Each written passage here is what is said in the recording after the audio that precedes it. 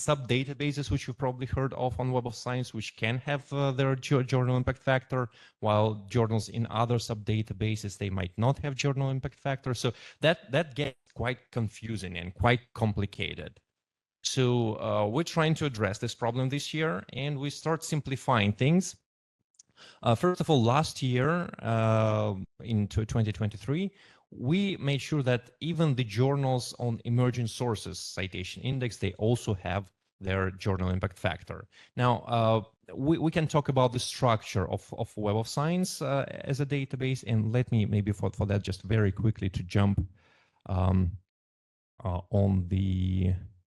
another slide, just because sorry, just a second. There we go. So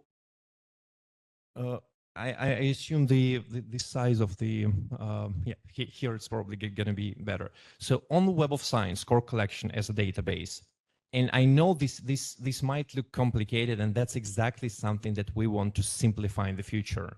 There are 7 databases which are like sub databases which are called indices, and that's also a complicated thing, because I have a lot of questions from the users like, okay, Pavel, can you tell me Science Citation Index expanded, how is this index calculated? And the funny thing is that this is not an index in the meaning of an indicator. However, this is an index in the meaning of a database. So just like if you open a book, a technical book or a scientific book in the end, and you have an index of terms there, that's also not an index that's calculated. That's an index in the meaning of a reference list. And that's exactly what we mean by like Science Citation Index or Social Sciences Citation Index. So to prevent that from overcomplicating you guys, in a few years from now, it's just going to be one Web of Science core collection as a database, because as users, you normally don't care where exactly the article is located. Is it in Art and Humanities Citation Index? Is it in Social Sciences Citation Index? As users, you don't care about that, and that's totally fine. That's just too complicated for our average user probably in the year 2024. It was like historically formed like this, just because if we go like 40 years in the past, in 1980s, maybe even 1970s, those were all multi-volume books, which were called Science Citation Index, Social Sciences Citation Index, before they even merged into Web of Science as a database. So once again, the only thing that mattered maybe a couple of years ago, some of these journals, they could have impact factors, the others didn't. Now we're simplifying this to the point that basically every journal in the database now can have its own impact factor. So that was the only reason I made this detour. So what we're trying to do is we're trying to do the unified rankings within each of the subject categories, so that once again you don't have to think about, oh, is this journal in the emerging sources citation index, or does it have its impact factor? Now all of them do have their impact factors, which is, once again, we're trying to move into a bit of a simplification direction. So that led to this edition of journal impact factors having a total number of almost 22,000 of journals being included, with only 17 of them having their journal impact factors suppressed. So there is still a minority of journals in the database which don't have their impact factors, for a good reason. I'll tell you about it a bit later. But yeah, I probably won't be boring you with each of these numbers. Yeah, and feel free to take pictures, and we'll probably already shared the PDF of the presentation with you. So yeah, if you want to follow these numbers will be with you. But it's important to say that approximately 14,000 of these journals, they come from the hard science, like mathematics and physics and chemistry and medicine, and approximately 7,000 of them come from social sciences and 3,000 come from arts and humanities. Now, we're also getting a lot of questions about the open access, and we'll be talking about predatory open access with you in the session 2 after the lunch today. But approximately what's the volume of the open access journals in the world right now? And you can see the answer right here. So out of 22,000 total journals that are indexed on Web of Science, almost 6,000 are of type gold open access, which doesn't seem to be like quite a high number, does it?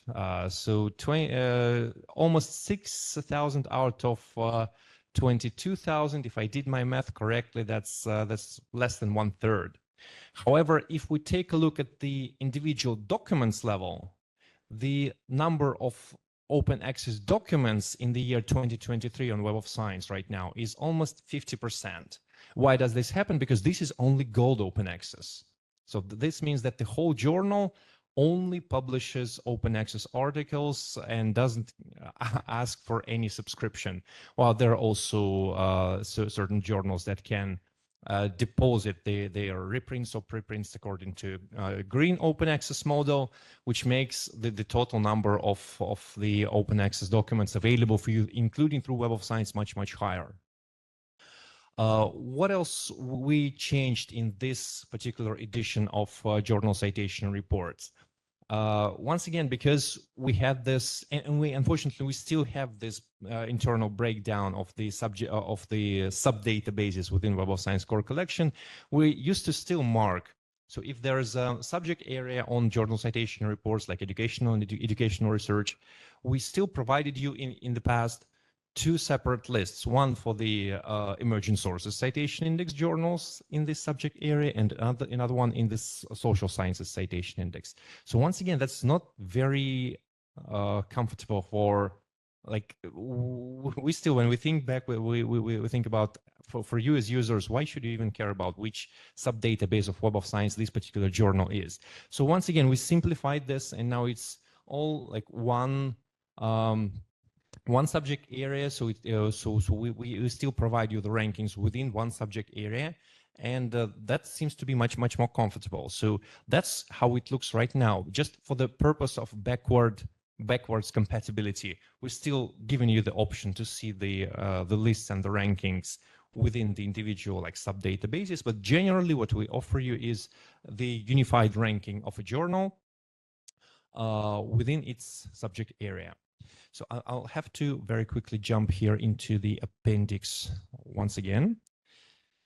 And we'll talk about the journal impact factor and journal impact factor quartiles. So it's very important to talk about why we're even using journal impact factor quartiles, why they matter, and why they specifically matter to you. Who can tell me if a particular journal has an impact factor of 3. Is it a large impact factor or is it not a large impact factor? So the answers are different. So the most probably universal answer is going to be, well, it's not enough information to tell if it's a high or not. Because in certain subject areas, like in mathematics, it's quite a high impact factor. There's only like a few dozen maybe journals at all in mathematics that have an impact factor of 3. While in subject areas of molecular biology, this is still a good journal, but it's not even in top 10 or top 20 journals in the world. Maybe not even in the first quartile, which we'll talk about a bit later. And in the subject area of history, there has never been such a high impact factor journal, because in history, the average number of citations is normally much smaller than in mathematics and then in, of course, in for example, molecular biology. So an absolute value of a journal impact factor is not really enough for us to say whether or not this journal is really good. So what do we do instead of that? A lot of years ago, we just decided to take each of the subject areas, break them down, first of all, rank all the journals there from the most high impact factor one to the least impact factor one, which is closer to 0, and then just break each of these subject area into 4 equal parts. Each of them is, of course, called quartiles because it's one quarter of the whole. And it turned out that the first quartile is a much more universal way of saying this is a really good journal than just an arbitrary absolute value of its journal impact factor. So that's why if you hear that this journal is in first quartile according to the journal impact factor, this is really important because there are other metrics that may be calculated in other databases where the first quartile isn't exactly what it is for Web of Science. So if this is a first quartile according to journal impact factor, that's normally a guarantee that this is really a good journal. So yeah, and it's this rule, it works in both science, in hard science, in social sciences. Maybe it works not as well in the humanities, just simply because even Eugene Garfield, the founder of Web of Science, he recommended that you should take the laws of bibliometrics in the arts and humanities with a grain of salt, because first of all, in the field of humanities, the average number of citations is slightly smaller. So sometimes just from the statistical perspective, the data sets are going to be not very representative. And number two, in arts and humanities, there is much more volume of negative citations.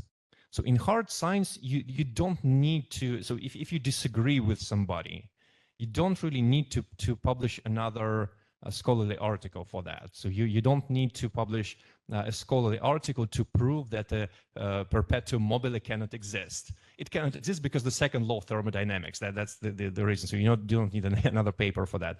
While in the social sciences, and more than that, in arts and humanities, there are much more things that can have a discussion about them, and you can argue with some other author in your scholarly article, and you can even say that this gentleman is not right, but you cite him, and by that you increase his time cited at least by once in your paper, although you completely disagree with him.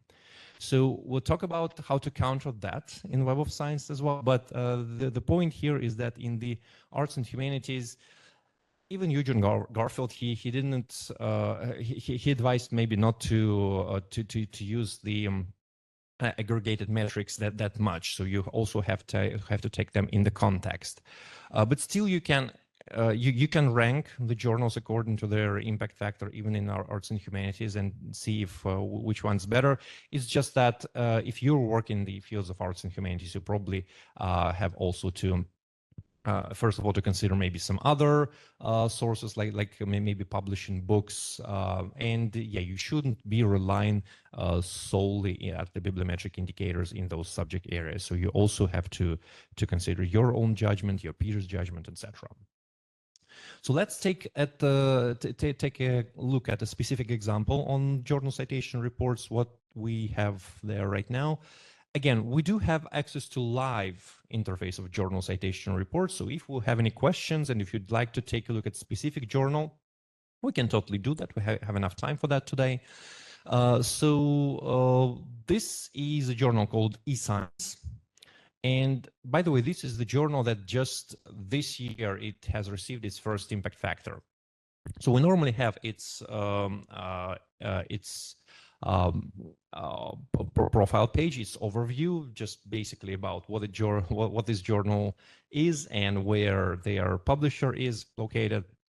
And then we can scroll a bit further down and we can see the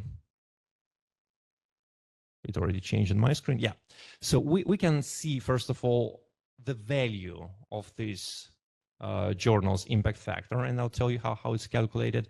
And we also provide the exactly the same number without the self-citations. So we'll also talk about why self-citations might be important. And on the graph below, we see the trend of this journal's impact factor. Well, obviously, because this journal, eScience, has just received its first impact factor this year. We only see quite a high column right here, which means which is the value of its impact factor. But anyway, for the other journals, you're able to see the trend of, is it going up, is it going down, etc. And on the right-hand side, you see the items that were contributing to this journal impact factor. So those are normally the most highly cited documents published in the in this particular journal that led to such a high value of the journal impact factor. Now, if you click the number of the value of the journal impact factor, what you're going to get is, it comes with a bit of latency. But yeah, what you're going to get is the exact formula for calculating these journals' impact factors. So we're trying to make it absolutely transparent for you. And let's see what we have here. So I'll probably move here. So what we see is that for this particular journal with quite a high impact factor, by the way, 42.9, that is a high number in any subject area, I would say. So we see that let's look at the denominator first of all. In the denominator, we have the number of citable items published in this journal in the year 2021 and 2022. So we just sum them up. And in the numerator, we have the citations that came to all these numbers in the denominator, but in the year 2023. So let's maybe talk about why this happens and why we're operating with these numbers. So first of all, what is a citable item? Some people think it's all the articles that has been published in the journal or all the materials that were published in the journal at all, but that's not exactly true. So if you open a journal, you can sometimes see that there's an editorial, there's scholarly articles, there can be review articles, that can be in certain journals, they can also publish certain conference proceedings, letters, discussions, etc. So not all of these documents, they have exactly the same, let me put it like that, research value. So normally the documents with the highest research value are the articles and the review articles, and those are exactly the ones that are counted as citable items. So we don't count citations to the editorial, we don't count the citations to the letters or to the discussions or to bibliographical items, etc. So it's normally just the two types of the documents, the articles and the review articles, that matter. And those numbers are listed in the denominator, 20 for the year 2021 and 58 for the year 2022. So the total number is 78. And then we take a look at the next year after this 2021 and 2022, which is 2023, and that's the year that just ended recently. And we see that the total number of the citations to these items is 3,000 something. And we just divide the letter for the former, and we get this this value of 42.9. So that's how it's calculated. That's how it has been calculated for almost 50 years already, so quite a long time. And yeah, it hasn't been changed. So this is probably one of the most stable indicators in the world. But yeah, we also offer you this journal impact factor without self-citation. So that's exactly the same number if we just don't count the citations that came to these records directly from the same journal. We also give you the immediacy index. That's basically how the documents published in 2023 were cited in 2023. We're giving you the 5-year impact factor, and that's like for the idea that in certain subject areas, like by the way in mathematics, like in economics, the average time when the article gets to the peak of its citations and can take maybe 5 years, maybe even sometimes longer. So that's why in certain subject areas, getting accounting for 5 years of impact factor is much more representative value than the standard classic 2-year impact factor. So the reason classic 2-year impact factor is still the most widely used is because it was the first one probably, and a lot of people get used to it. But once again, we're offering you quite a wide variety of metrics to compare the journals with each other. Now, sometimes we have this question like, which indicator should I use? Because there's so many indicators. There's classic journal impact factor, there's 5 years impact factor, there's journal citation indicator, which we're going to be talking about a bit further. And the question, which should I use? Because I'd like to use only one. So the answer here is, unfortunately, you're not going to like it. The answer is use as many of them as you want, as it's rationally acceptable for you.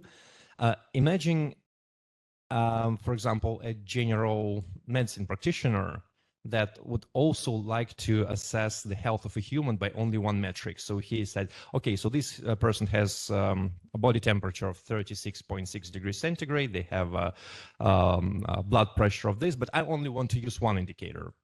So that's obviously not a good approach. So that's why we also recommend that if you have all this variety of data, please use as many indicators as you want.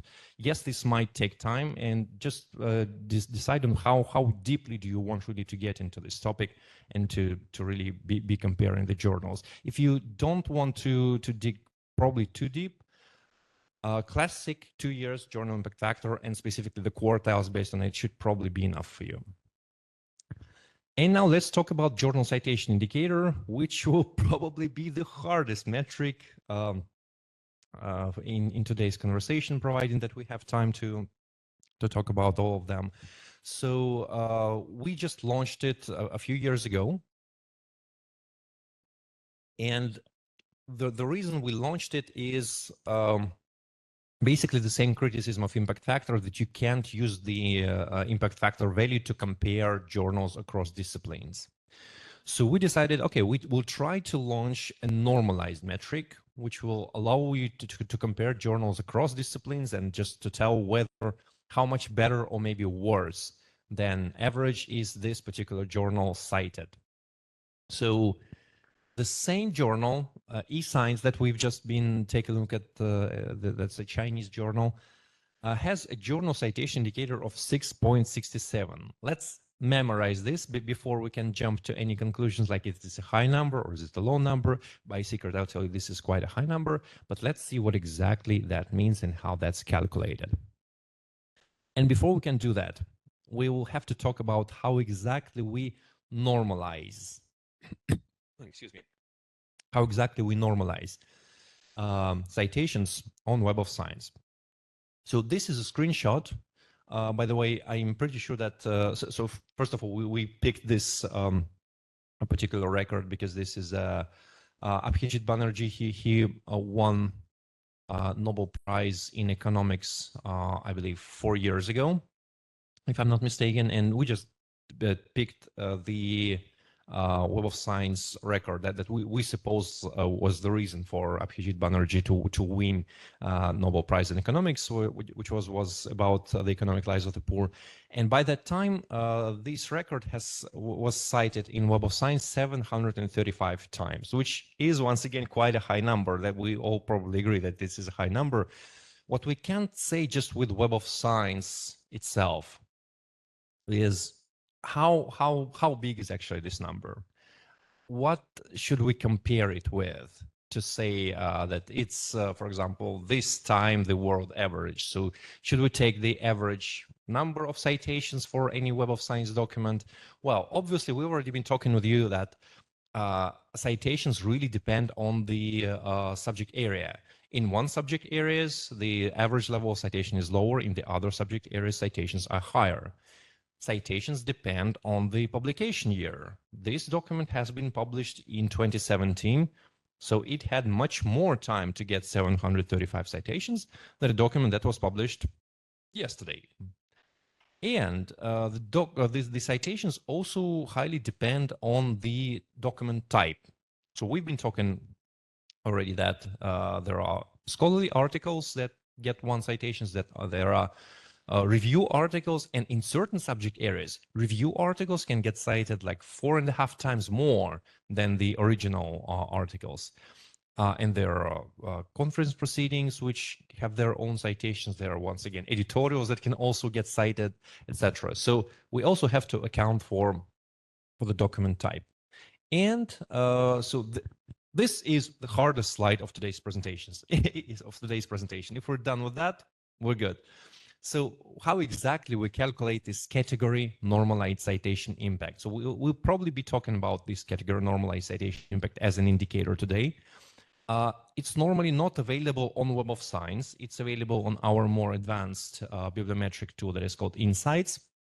And how exactly it's calculated? So we take a fraction, and in the numerator we put the time cited that seen for the paper. So let's take this 735. I'm always forgetting it's a bit slower than whatever I'm clicking on the computer. So yeah, I'll try to refrain from that in the future.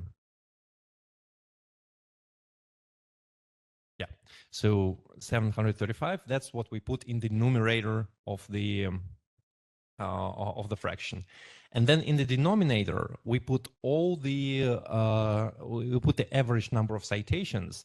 That's an average document of the same type published in the same year and in the same subject area basically received. So by that, we basically trying to calculate how much more or less than average in the world has this particular record been cited. So if we solve this fraction, we get a number that's going to be either more than 1, and that would mean that this record is cited better than the world average, or less than 1, and then this means that this record is cited less than average. And because we can calculate this for one record, we can also calculate this same indicator for a group of records. So we just take the average, the arithmetic mean for the whole data set. And once again, normally this is calculated in our tool that is called Insights Benchmarking and Analytics. But what's important for our conversation today is that this is exactly the way we calculate the journal citation indicator. So let's very quickly get back to that Nobel Prize work of Abhijit Banerjee. Supposed to come here very soon. Yeah. And if we try to, I'll just bring very quickly the screenshot from site. So just how do we normalize these 735 citations and what exactly that means? So yeah, and I think that's, guys, one of you pressed something on your computer, so we have something blocked. To remove this from because I think this happens on your computer, guys. Yeah, thank you. So don't worry about this number here being 731. It's just the reason for that is that Insights, that other tool I'm talking about, is working with a data set that is a snapshot of Web of Science, and it's normally delayed for a couple of weeks. So whatever it saw on Web of Science maybe a few weeks before this was 731 citations, which is totally fine for our case. And what we see is that the denominator of this fraction will be 31.35, and that means that the average article in the subject area economics published in the year 2007 has received 31.35 citations. So we just divide 731 by this and we get 23.32. Now, how do we interpret this? We can say that the number of 735 citations for this paper is enough for this paper to be cited 23 times more than the world average. And that's the level of the Nobel Prize work. So let's get back to the journal citation indicator and how exactly all of that fits. So when we talk about journal citation indicator, we take exactly the same metric, category normalized citation impact, for 3 years of the publications published in this journal. So that's basically the reason why we've taken this detour to explain about the normalization of the citation. Now, normalization is super important because now with normalized metrics, you can finally compare journals across disciplines.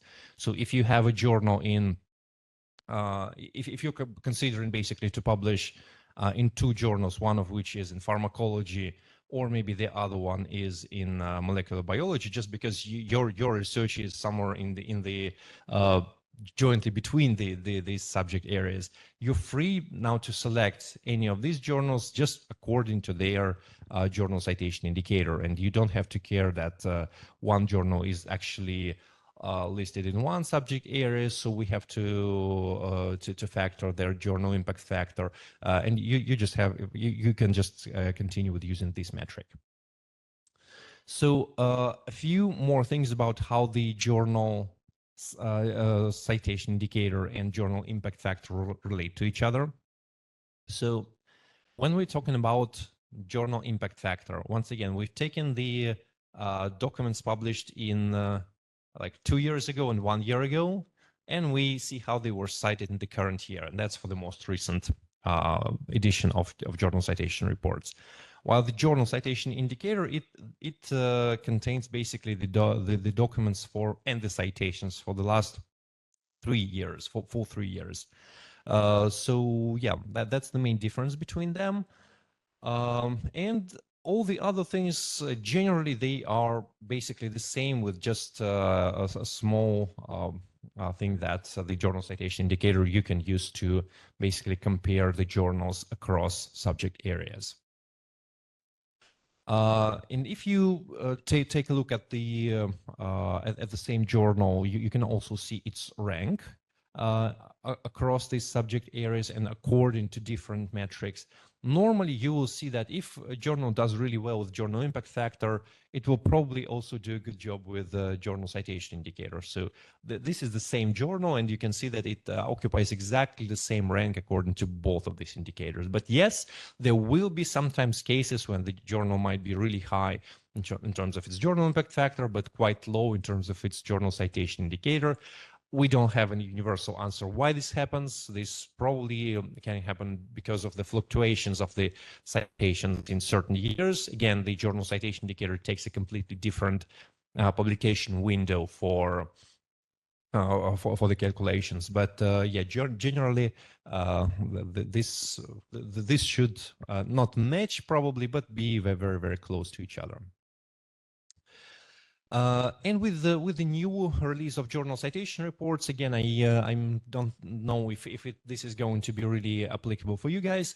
So there's more integrations between journal citation report and other platforms. So first of all, we added integration with ProQuest platform and with Alma, so you can now see the journal impact factor value there as well, as long as you have access to that one. And finally, one of my favorite things is the journals API. Now, if you do some coding, you probably will find it much easier to get the data on the journal metrics from the using the journals API rather than with just the platform user interface. Now, we decided to split this into two use cases. So if you just need to find the best journals for your particular research, to find basically where to publish, you'll probably be still good enough with the platform user interface of journal citation reports. However, if there can be any need for data integrations, like for example, if the university would like to create its own system of journal suggestions, like where to publish, or journal assessment, like where our researchers have published their works based on the journal impact factor, we're going to assess that. And for that, we need to create like an internal database of the journal impact factors or any other metrics. Probably in this case, the journals API would be a way to go. So yeah, that almost concludes the story about the journal impact factors and the new edition of journal citation reports. Just a very few words about the suppressed titles, or what exactly that is. So every year, we can suppress the journal impact factor from specific titles. Why exactly that happens? The majority of the reason, that there's basically only one reason. We suspect that this journal has been manipulating its own citations. So sometimes we see that the journal impact factor of a particular title is quite high, but when we take a closer look at the same metric without self-citations, we'll see that it's much lower. So I've seen examples of journals that even publish this on their own pages. If you want to publish in our journal, please consider also citing the other papers in our journal. We really need this for increasing our journal impact factor. That's an unacceptable practice in scholarly publishing. That's basically inflating the journal impact factor, and we're strongly against that. And for dozens of years already, when we see that the journal does something like that, we just suppress their impact factors. Now, some of these journals consider themselves to be super smart, and they think, okay, we won't be citing our own papers, but we'll partner with that other journal, and we'll be citing their papers, and they will be citing our papers, and nobody will notice. And of course, with the modern AI tools, it's very easy to notice even that. So if we see that there's a very high concentration of citations coming from a specific title, chances are that we will investigate this a bit deeper, and we might actually suppress those journals impact factors as well. So that's if a journal impact factor gets suppressed, that's not forever. that's just normally for this particular year. And if the journal changes its citation patterns, of course, it can get the next impact factor next year. That's totally possible.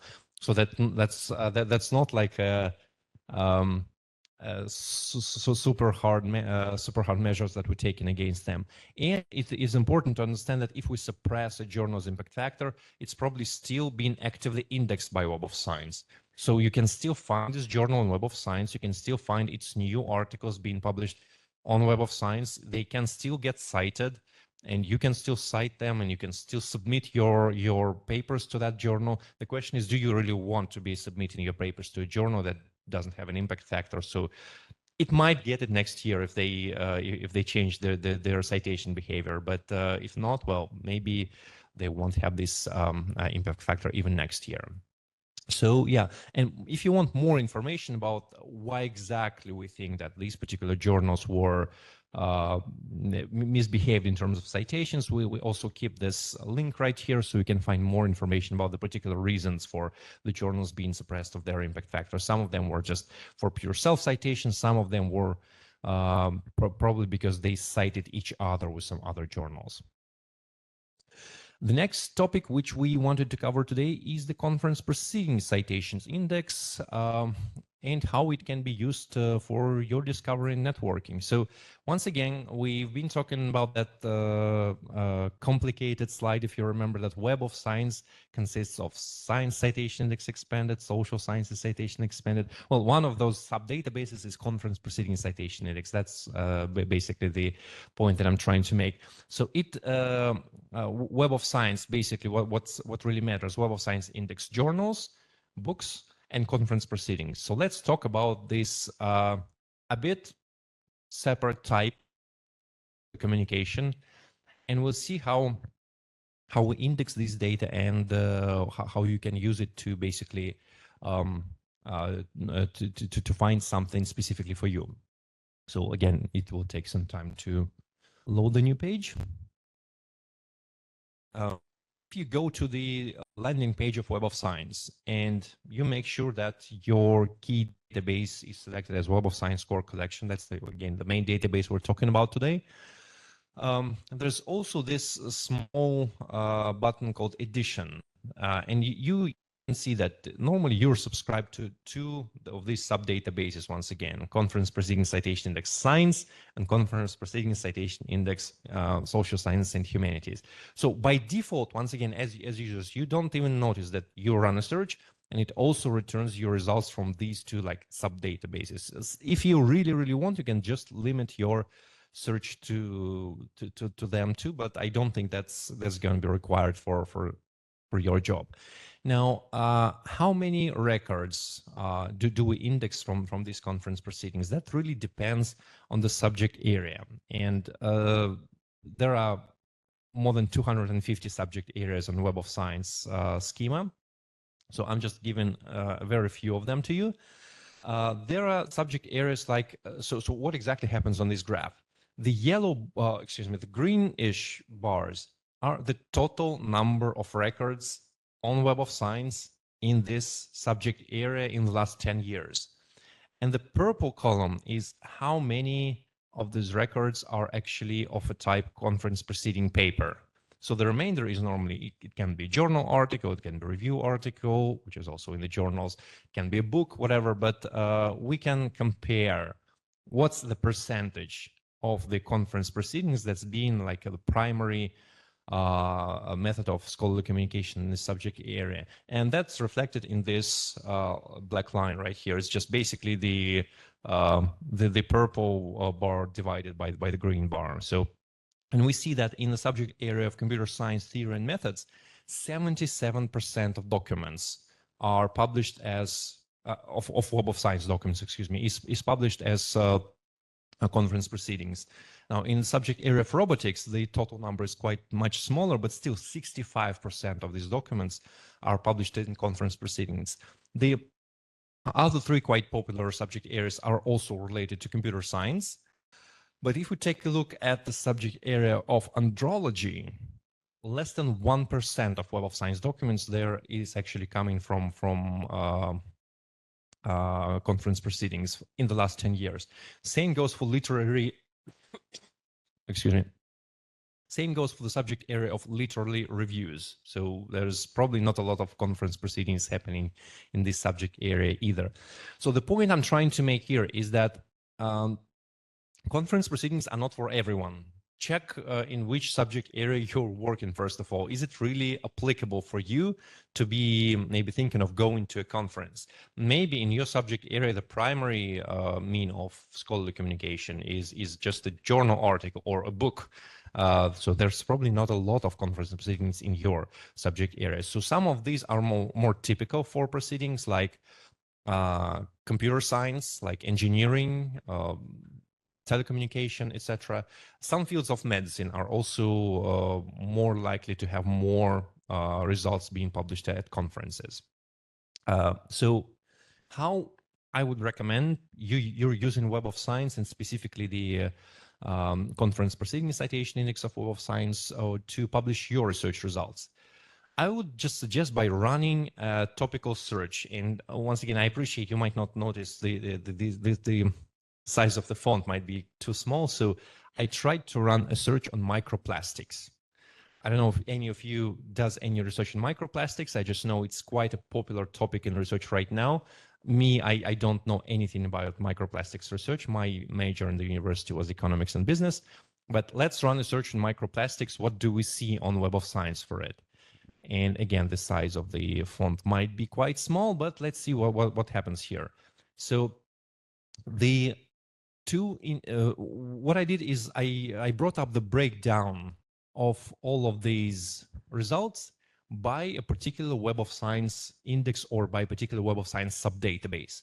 And we can see that there was approximately 2% of these documents published in the Conference Proceedings Science Index, and less than % was published in Conference Proceedings Social Science and Humanities Index, which is peanuts. So it's below 3% of the documents that are published on the topic of microplastics are published on conferences, at least in Web of Science. So probably not much more than that is published, regardless even of Web of Science core collection.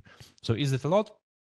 Definitely not a lot. So probably if I'm doing a research on microplastics, I would probably better continue publishing scholarly articles in scholarly journals. I probably wouldn't bother going to a conference unless, of course, I find a really cool one where it's brand new. They invite the best people in the best researchers in this subject area. They invite me, that I have a chance to go there. Then, of course, why not? But probably it's just not very typical for this subject area to be publishing research in conferences. Another example, and again, I appreciate, sorry for the small font. I run another search on a CubeSat or cubical satellites, these small satellites that fly out there in space, which is also a super popular topic right now. And because this is an engineering topic, so we bring exactly the same breakdown by Web of Science indices or Web of Science subdatabases. And we're going to see that the Conference Proceeding Citation Index is going to be, so again, I appreciate you probably won't be able to see this, but it's something like 49%. So a half of these subject areas documents is being published as conference. So in this case, I think, yes, of course, considering to publish my results on a conference is a much better is not a much better, but it's an additional way for me to get published, to be heard, and maybe to be cited, of course. So what would I recommend in this case to do next? You can just refine further results, right, of science by conference name. Again, if we have some time, I'll probably be even able to show how to do this in a real-time interface of Web of Science. But yeah, what we did here is we still relied on the same search results for cubical satellites, and we just went to analyze the results function of Web of Science to break them down by conference titles. And we see that there's names like IEEE Aerospace Conference, obviously the largest rectangle here, and the number in the rectangle shows 270. So that means 270 speeches on this conference were dedicated exactly contain the word cubical satellite either in the title or in the abstract or in the keywords. So yeah, that seems like a super relevant conference. Other conferences are, well, I probably won't be reading you the names of these conferences, but it is important to say that some of them, they have their names unified, while some of them can just come with, for example, 2017 conference on something. Then you can see exactly the same 2018 conference on exactly the same topic. So you can relate that those are probably the same conference titles. So once again, that can give you an idea of how relevant this conference is for your particular research. Now, the next thing, if I like this particular conference, if I read its abstracts and I see that, yeah, that's totally relevant to the research that I'm doing, the next step will be just visiting their website, checking if there's any upcoming conference, and if they still accept papers, just try to submit there. So that's how we would probably recommend doing that. Now, our next topic on the agenda is the new content on Web of Science. But I'm guessing that we were supposed to make it maybe after the Q&A session and a bit of a quiz. So I'll probably pause for a second, or maybe even for half an hour, according to the schedule. And yeah, maybe there are any questions about the new journal citation reports or about the conference proceeding citation index. Not to forget that we do have access to live journal citation reports, and we can totally play with it and talk about certain individual, maybe journals or individual proceedings, conferences. So thank you very much for your patience at the first hour. Are there any questions? So we encourage you all to engage with our speaker by sharing your thoughts and questions.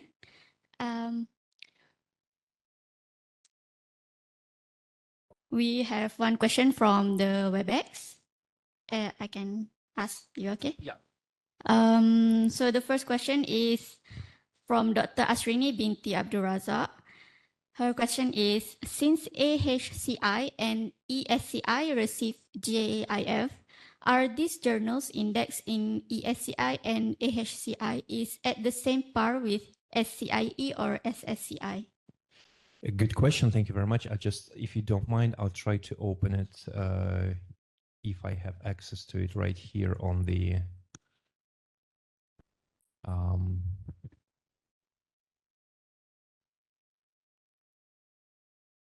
I might not have access to the chat right here. Do you mind if I just read it once again from your phone?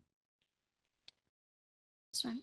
Yeah, thank you so much. So since AHCI, which stands for Arts and Humanities Citation Index, and ESCI, which stands for Emerging Sources Citation Index, receive journal impact factor.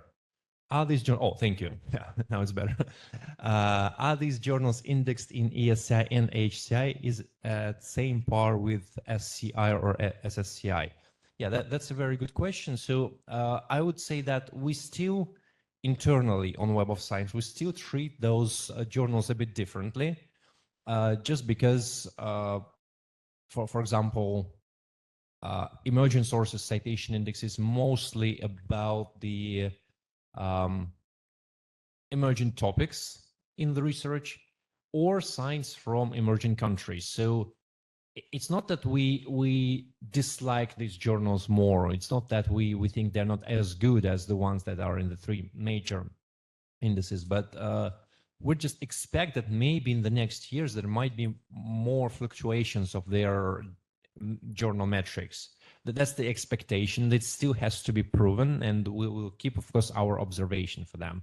So if that answers your question, of course. Now, regarding the arts and humanities citation index that have their impact factor, once again, we are probably going to be simplifying this further, maybe by removing this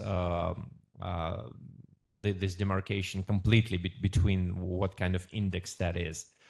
But obviously, if the journal comes from arts or from humanitarian science, as I already mentioned, you should probably take the journal metrics with a grain of salt, because these metrics, they are, from statistical perspective, they are at least less reliable.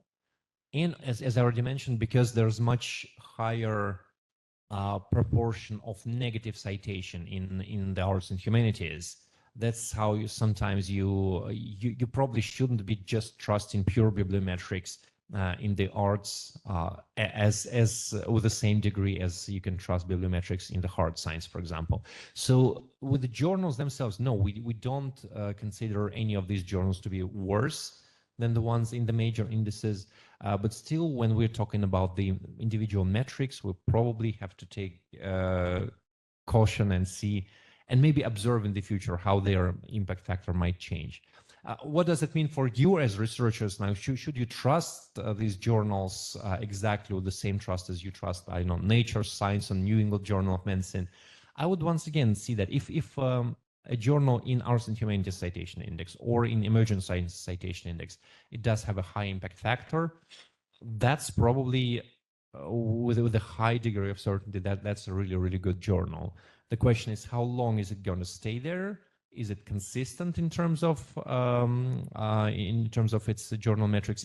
Do they maybe keep growing? Because really, what differs New England Journal of Medicine and Lancet and Nature and Science from the others, it's not just the high value of the impact factor, it's the consistency with which every year they have really, really high value of the journal impact factor. So that's probably what we mean by when we say that those are slightly more reliable than any new journal that you just maybe heard of in the last year. I hope that answers your question. Do we have any others? Maybe. I see the gentleman raising hand. Yeah. Hi, my name is Siva. I have two questions, in fact. The first one is probably simple. You know the golden access, is that something like the super journals? Because of the name, it's given golden open access. Is it like super journals, or is it, remember when you... Oh, the majority of super journals. Is that a super journal? That's what I'm, because when I do the searches, that's something new I see. Like, because like there's an open access, you can click, and then there is golden open access. I think there are a few more others. But then open golden access is like very few articles on it. Does it mean, are those super journals, or like high impact journals, or is it just... That's what you mean by super is journals. it just something basically you can just access, there's more access to it? That's my first question. That's one more. Yeah. Okay. Let me try to answer that one first of all. I was a bit confused by the term super journal because it's also, I heard the word mega journal, which is a bit different. So the journals like PLOS ONE or Scientific Reports, they consider mega journals just because they maybe don't imply the same harsh editorial filters because they just accept a lot more. That they still do the peer reviewing of the articles, but they don't, maybe they're not as selective as Nature or Science. And that, in the end of the day, that means that every year they publish maybe dozens of thousands of papers compared to the classical journals. So the open access, like what's the breakdown between the open access, the best open access journals and the best subscription journals?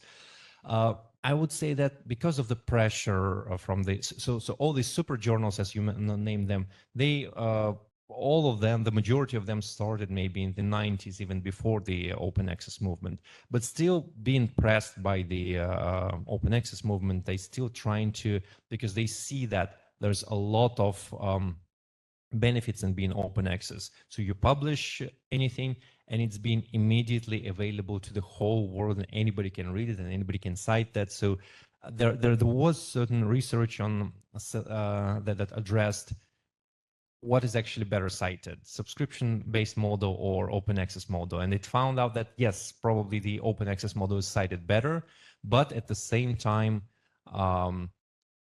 because certain journals, they follow the hybrid open access model.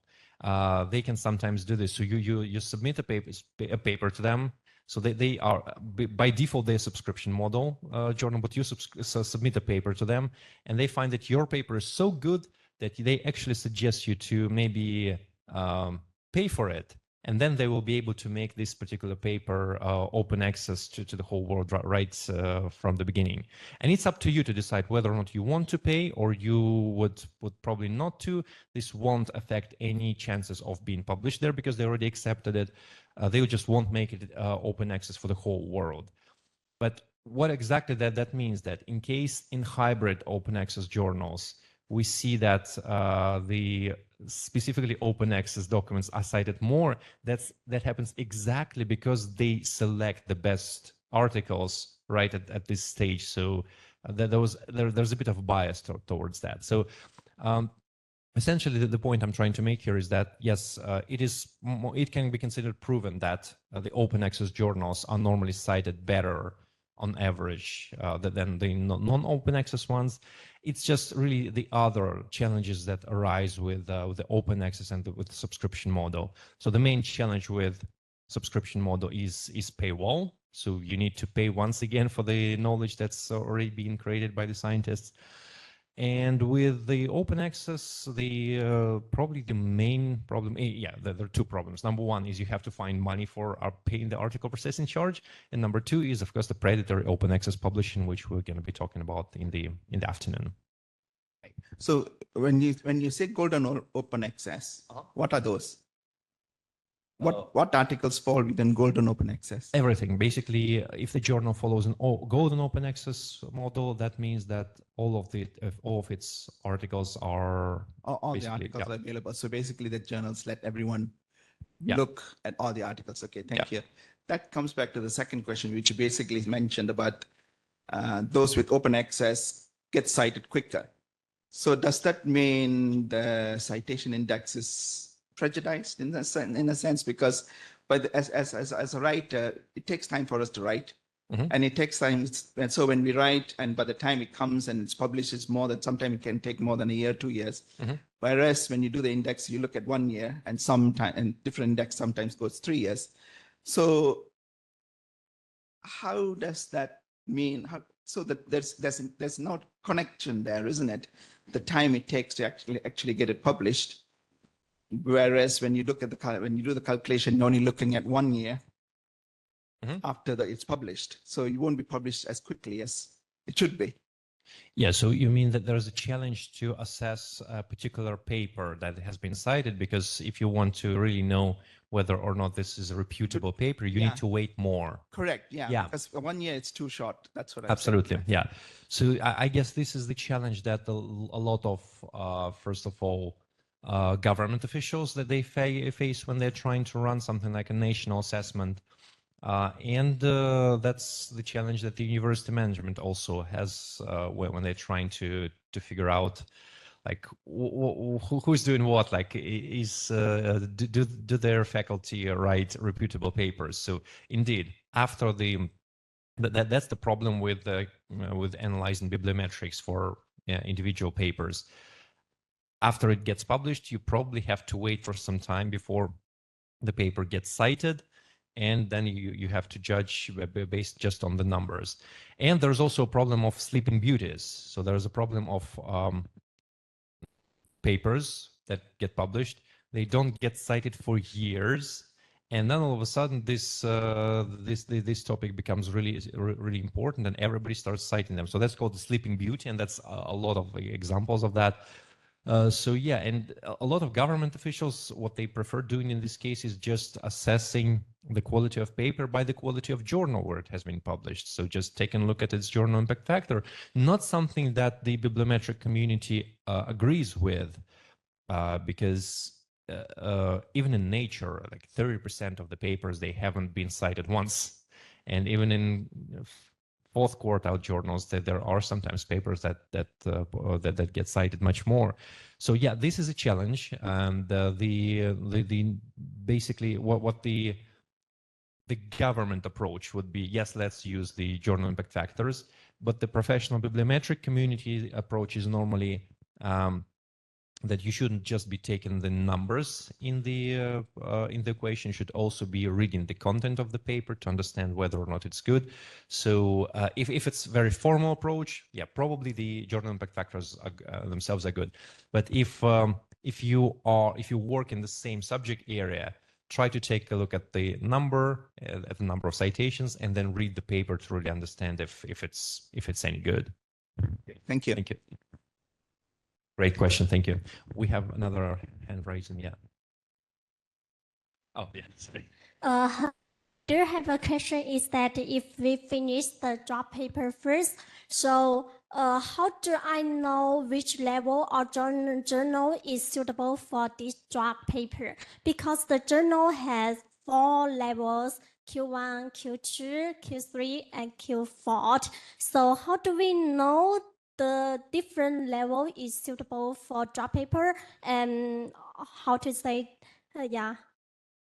I'm sorry, I don't think I exactly understood the question. So is it about how we understand the level of a journal or level of individual paper? That means, how do we know the different journal is suitable for our draft paper? Because when we finish the draft paper first, we need to choose the different level of journals to publish it.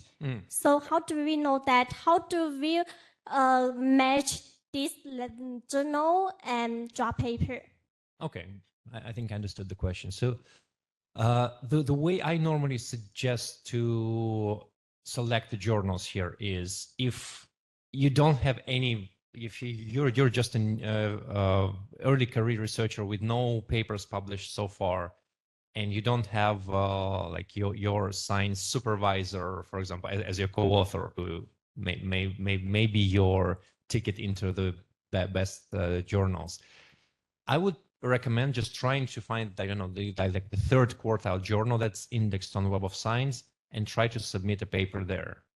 Now, if you already have any papers on Web of Science, I would suggest this approach. If your current research is not worse than the previous one, try to submit it to the next quartile of. So if you have a journal in if you have a paper published in third quartile journal, your next paper, try to send it to the second.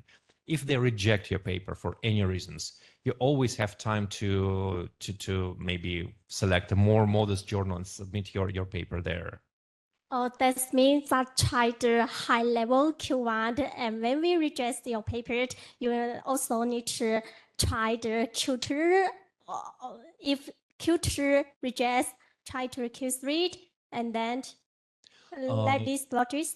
Yeah, I would say that completely depends on your time. So if for example a Q2 journal rejects your paper, maybe there are still other journals in Q2 where you can still submit. So don't just pull back into third right away. Yeah. But if you don't have a lot of time, if you need to quickly publish that paper, otherwise you'll get questions about where's the publications. Well, sometimes maybe you might want to be more modest like that. Okay, I get you. Thank you. And the third question is the open access need publish charge?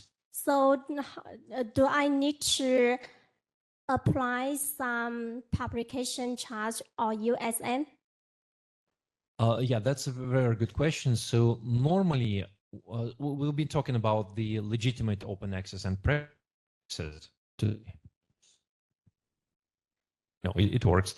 So normally the article processing charges with the best journals are quite high. So normally you don't want to pay this with your own credit card. Yeah. So yeah, we normally recommend this. First of all, there are a lot of scientific foundations and funding agencies that basically request that if this grant is provided to research, then the research has to be published in an open access journal. And then there is a small part of this grant that is reserved specifically for paying the article processing charge. So you can't buy like reagents for it, you can go to a conference for this part, you can pay yourself salary from it, but you can use it to pay the article processing charges. So, but that's normally stated like in the documents of the foundation of the funding agency.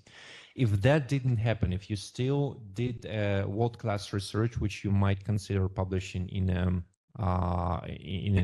good, reputable open access journal, we recommend this to a lot of universities. Like, think about the procedure where you can support your researchers in that. So if your researcher comes to the research office, for example, saying, hey, look, I've got my paper accepted for coverage in journal ABC, which is a Q2 journal, Q1 journal, but I don't have this $4,000 to pay the article presentation charge. Is there any way you could help me? There probably should be a procedure like that in a university to help you guys. Yeah, okay, thank you, I got it. Thank you very much. Yeah. It's a great question, yeah. Thank you, Dr. Pavel, for the knowledgeable presentation. My question is related with the comparison of Web of Science with the competitive databases like Scopus or something. So, like, is there any, can there be any collaboration between the two? Because once I'm doing my research, so I find one of the journal which is higher in WOS and it is lower in the Scopus, or vice versa. So can there be a collaboration between these two that they can come up with the similarity index that we can compare the impact factors or the site score in the Scopus, or there can be a conversion factor that we can convert the impact factor to site score or site score to impact factor. Mm-hmm. So can there be some possibility like this? Yeah, thank you very much for the question.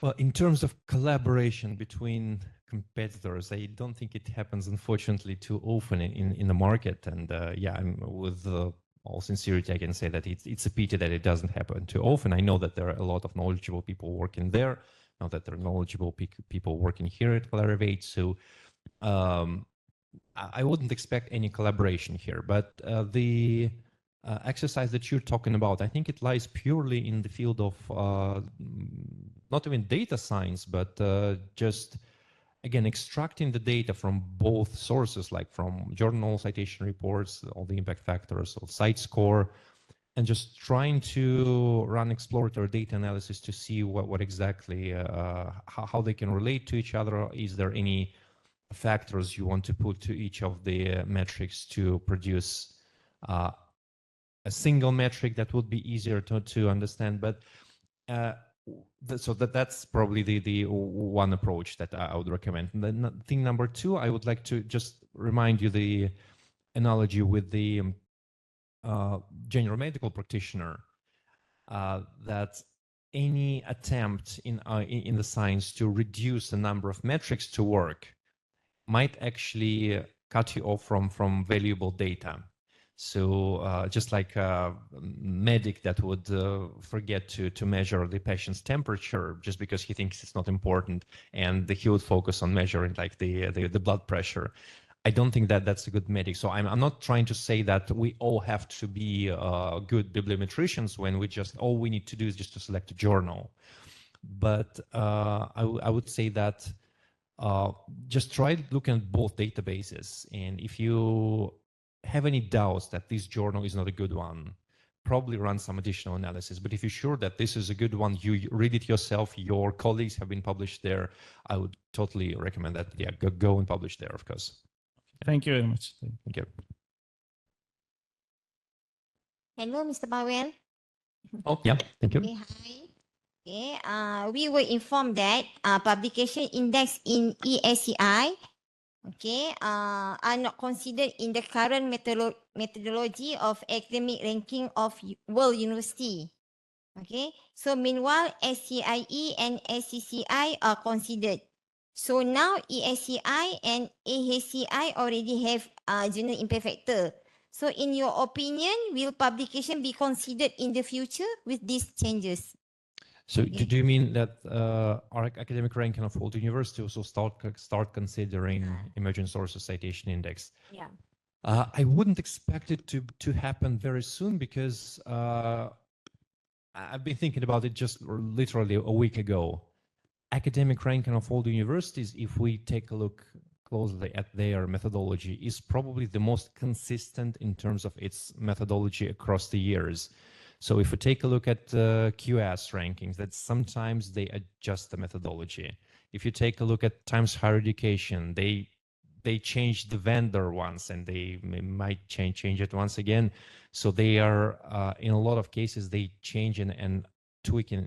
Tweaking is not the correct word. Excuse me, English is not my mother tongue. But I mean, there are a lot of university rankings that just change their methodology on the go. academic ranking of all the university is not like this. They had this methodology 20 years ago, I believe. They have the same methodology right now. So I wouldn't expect them to change that just because we changed something. I'm pretty sure they will be observing this, what we're doing with the journal impact factors. But my forecast would be this shouldn't be happening in the next 5 years at least. But thank you for the question. Do we have Any other from the floor? Oh, yeah, we have a hand right there.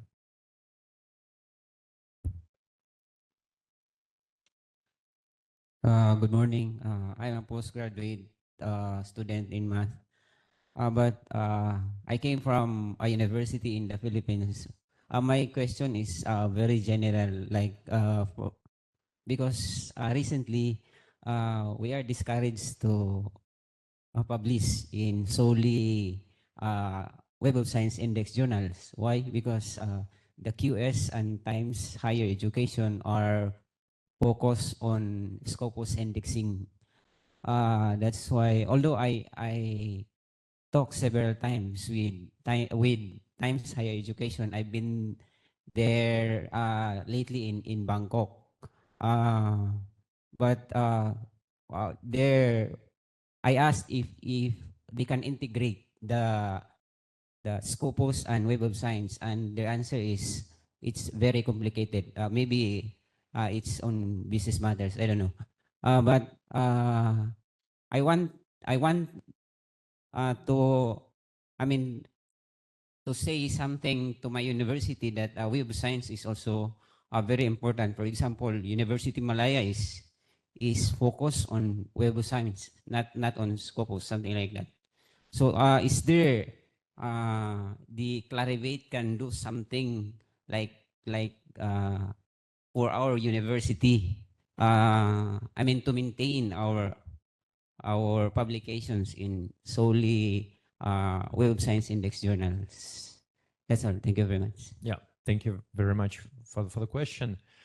Yeah, unfortunately, I can only share my wishful thinking. Of course, I wish that more rankings would be based on Web of Science methodology. And you know that probably like 10 years ago, Times Higher Education was using Web of Science as a data set. It was a blow that we lost them. And to me, it was mainly political reasons, really not the data quality. So yeah, I'm not the right person to say that. Oh yeah, of course, just use Web of Science and forget about Scopus. Although I'd love to say that, but yeah, if we try to address this constructively, approximately 90% of the journals you'll probably find them in both databases. So I would say that that there might be journals, or probably more often in other databases than in Web of Science, that that will be of predatory or open access, for example. So that's something that we don't let happen in Web of Science. So yeah, I don't know if there can be any reasoning against like rankings, but yeah, the fact that there are basically 2 or 3 rankings currently that are based on Web of Science, which is academic ranking for all the universities, U.S. News and World Report, or the Leiden ranking, for example. Well, I wouldn't expect and to push University of Science Malaysia to really switch to those rankings, but at least I think rankings should not be the ultimate goal for the university, because rankings, if you're not number 1 in the rankings, it doesn't show you what you don't have to be at number 1. What shows like where exactly you are is the benchmarking, and benchmarking is done a bit differently than just rather than with the ranking methodologies. But thank you. I don't think it was exactly an answer. It was just wishful thinking, but thank you for raising this question. Thank you so much. Yeah, we have one more question. Okay, hi, I'm from economics. So previously, before ESCI get impact factor, we are just only looking on SSCI. So in terms of university, they will set the KPI maybe in Q1, we have some point or something. So now ESCI is combined with SSCI. So in the website, when we look on the subject criteria economy, they are combined together. So how can we differentiate that actually the Q1 is from SSCI or ESCI? So is it about really differentiating from which sub-database of Web of Science the journal comes? Yes, of course we can calculate it manually, but however, in the website, we can just only see the aggregate. Yeah, so you can still go to, and let me show that. Let's, I'm not sharing right now. Let me try to share. Once again. Yeah.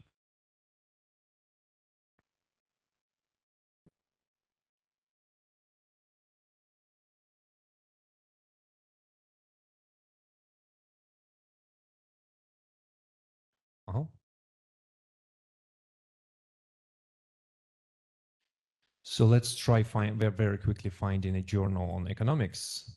And I'll just do something like this, economics something.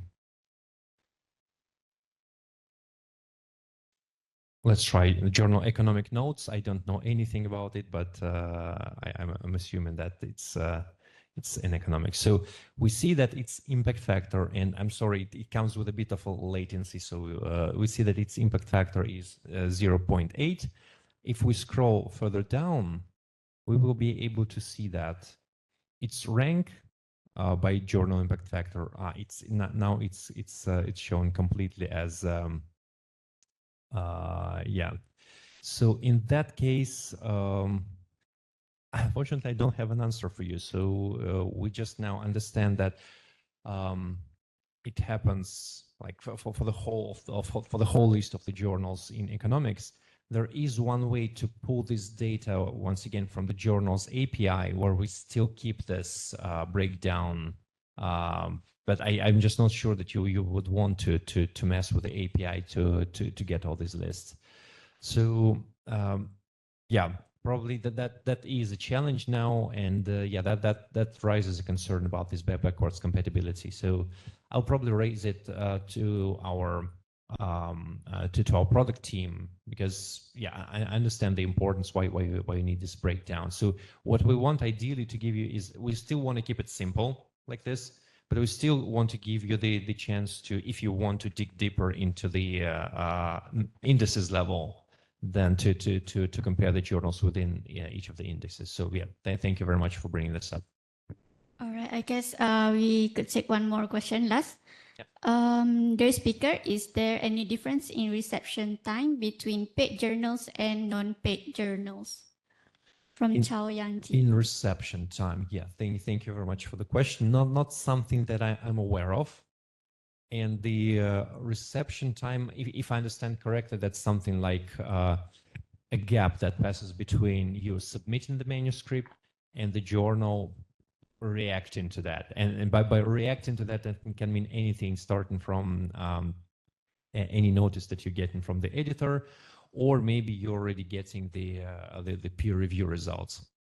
So I think that purely depends on the business processes that are set up in the journal, rather than in what kind of type of access it is. And unfortunately, yeah, it can be anything between a couple of weeks and a couple of years.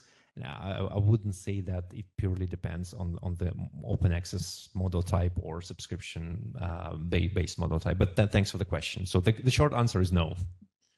So I think that is our last question for this session. Thank you, Mr. Pavel, for the informative answer for this pressing topic. So we will now take a brief 15 minutes break. And for our face-to-face audience, we will have a quiz session. Back to you. After the break. Now. Now, okay. Yeah. Yeah. I do have. Actually, we can still show this if I share my screen, if that's okay for you. Yeah. So yeah, so something like that. And we have another meeting started. I'm not going to visit it because I'm here. So yeah, we have a quiz, and let's start with the first question, which is, once again, it should come with a bit of a latency. But here's the question. Can you tell me how many years is the publication window for calculating the journal impact factor? We're starting with the first one. Yeah.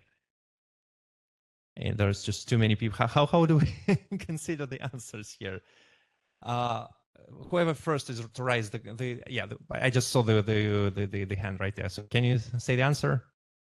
2 years, yeah, correct. So let's set some house rules then. If you want to answer, just raise your hand. I can't guarantee that I will see all of you here, but I'll try to notice the first hand and I'll point you then. But you still have to say the correct question. Do we have to like somehow tick or mark that the person has answered correctly? Okay, I'm just acknowledging that this is absolutely a correct answer. We will give the gift right now. The goodies bag for the person that's who a very answered. good question. I wish I knew. So that's my boss. After, okay. Will you be able to memorize the people who? No. Okay, or maybe you can just come here with the giveaways. Okay, it's still six questions to go. I'm sorry, we're checking how we're doing that, and yeah, let's go probably to the next one. The next one is not super much harder than that one, but can you tell me how many years is the publication window for the journal citation indicator? I'm sorry. 3. Yeah, that's correct. I think that for the purpose of the, I don't know, we should have thought about these rules in advance, but because we have like a limited set of these giveaways, I will probably let's give some fun to the other guys as well. So, okay, let's go to the question number 3, and this is going to be a bit more complicated one. Can you tell me which 3 indicators does the journal lose if it gets suppressed from journal citation reports? That's a hard one.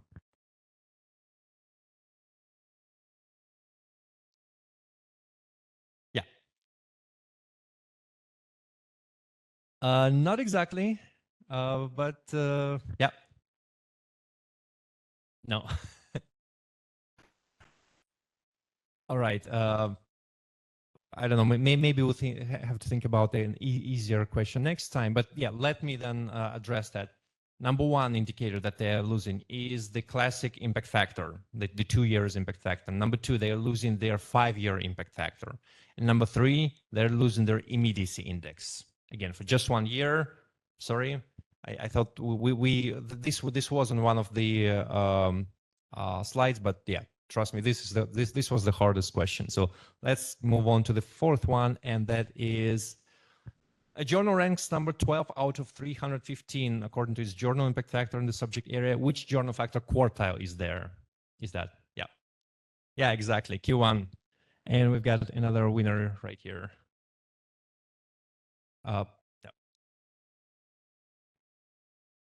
Yeah, the gentleman right here.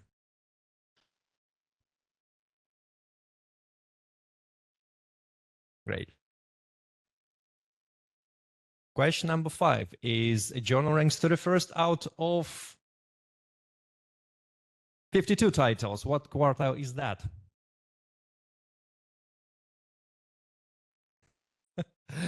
I don't know. Are we allowed to give multiple giveaways to the same person? Okay. So sorry, we need someone else. So yeah, I think you were raising hand. No. Yeah. Yeah, that's correct. Oh, actually, yeah, it was Q3. I'm sorry, I'm completely screwing this up. But yeah, you're right. This is Q3 because that falls in the, yeah, it was a bit of a mathematical or arithmetical task, but yeah. 2 more questions to go. And the 6th one is, what can be the reason for the journal to be suppressed from journal citation reports? Yeah, please. That's correct. That's the correct answer.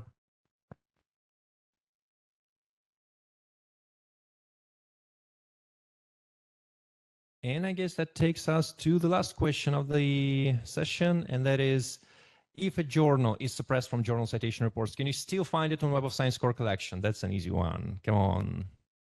Yeah, correct. Yeah, so we have a lady right here, and congratulations. Yeah. Yeah, that concludes our short Q&A, what's the word? Quiz session, yeah, exactly. Did anyone who correctly answered the questions not receive the giveaways? Did we were greedy enough not to give someone who answered correctly? No.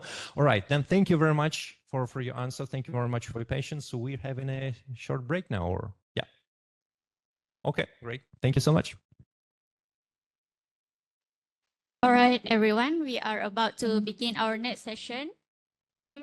Please take your seat. So let's start our second session for this morning. So please be ready to post your insightful question at the end of this session.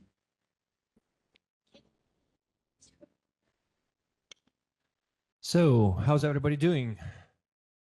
Good. All right. Am I not sharing, or am I sharing it incorrectly like last time? Just give us a second while people are still.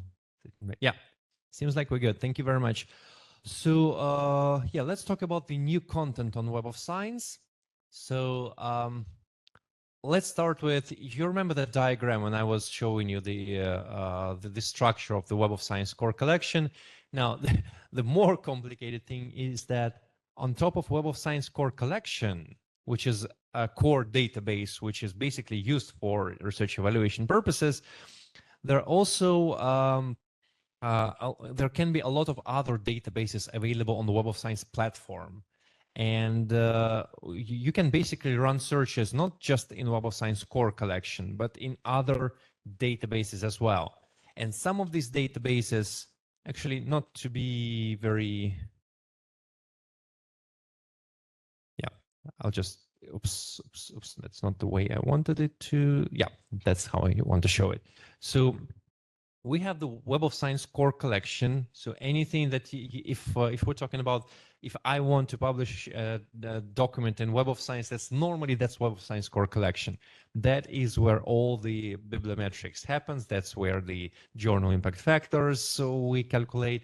But there are also other databases, like specialty hosted collections, the databases that are not owned by Clarivate, but we just give you a chance to browse this information on Web of Science platform. Probably the most famous of these databases is Medline. So if you work in the field of medical sciences and you work with PubMed, well, Medline is basically PubMed, but on Web of Science platform, together with the time cited counts. So you can also analyze citations to these documents.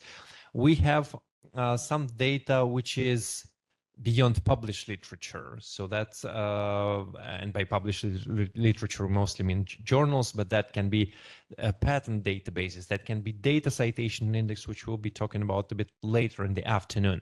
That can be preprint citation index, and that can be dissertations and theses. And a number of these databases are already available to you. So we'll talk about that. We also have some specialty collections, but that's normally either biological or zoological collections, which to some of you they might be interesting, but clearly not to all of you. And there's also original collection of databases where we have, for example, Chinese science citation database, Korean citation index. So there's a number of in those markets where there's a demand for national research evaluation, we sometimes also create together with the local operators who create local citation indices. But the databases which we're going to be talking about today is, first of all, it's the preprint citation index, and that's the ProQuest dissertation and thesis citation index. So let me jump back into the main presentation and I'll quickly show you what I mean by that. So let's start with why people even make this preprints. So why we're required to have preprints, and the answer is there are specific subject areas where somebody was raising this question today. If I submit a journal to a publisher, it can take months or even years to get a reaction from them, at least until my paper finally gets published. But sometimes in the world there exist almost competing research groups that are trying to research basically similar problems, but they want to make sure that it's them who can claim a specific discovery. For that, sometimes you don't have the luxury to wait for a few months or even a few years before your document is going to be peer reviewed. You just made this discovery, you want it to be published as soon as possible. And that's exactly why the preprint archives exist. So any researcher can post their manuscript in one of these preprint archives, even maybe before the research is complete, and by that they can like claim the authorship of this accomplishment basically. But at the same time, the preprints are not treated with the same level of trust as a journal, for example, as an article in a peer-reviewed journal. So there's a great difference between the two types of these documents. If you publish a document in the preprints archive, you can never report on it like on a published research output, just because in the preprint archive they haven't yet published, they haven't yet passed peer reviewed. Nobody has checked if the experiment has been set up correctly. So that's why this is only like the first step towards getting the document published, and this is an optional step. Once again, I don't encourage all of you to start publishing these preprints. You only need it if you work in specific subject areas, and the main reason you want to publish a preprint is if you want to claim the authorship of a specific discovery, and you want to do that ahead of potentially competitors or peer researcher groups in the world. So what are these preprint archives? Well, probably the most well-known one is, well, some people pronounce it as arxiv.org, but because it's a Greek word, probably was supposed to be pronounced as archive.org. So there's a number of them, mostly in biological sciences and medical sciences and chemical sciences. Preprints.org is also quite an important one.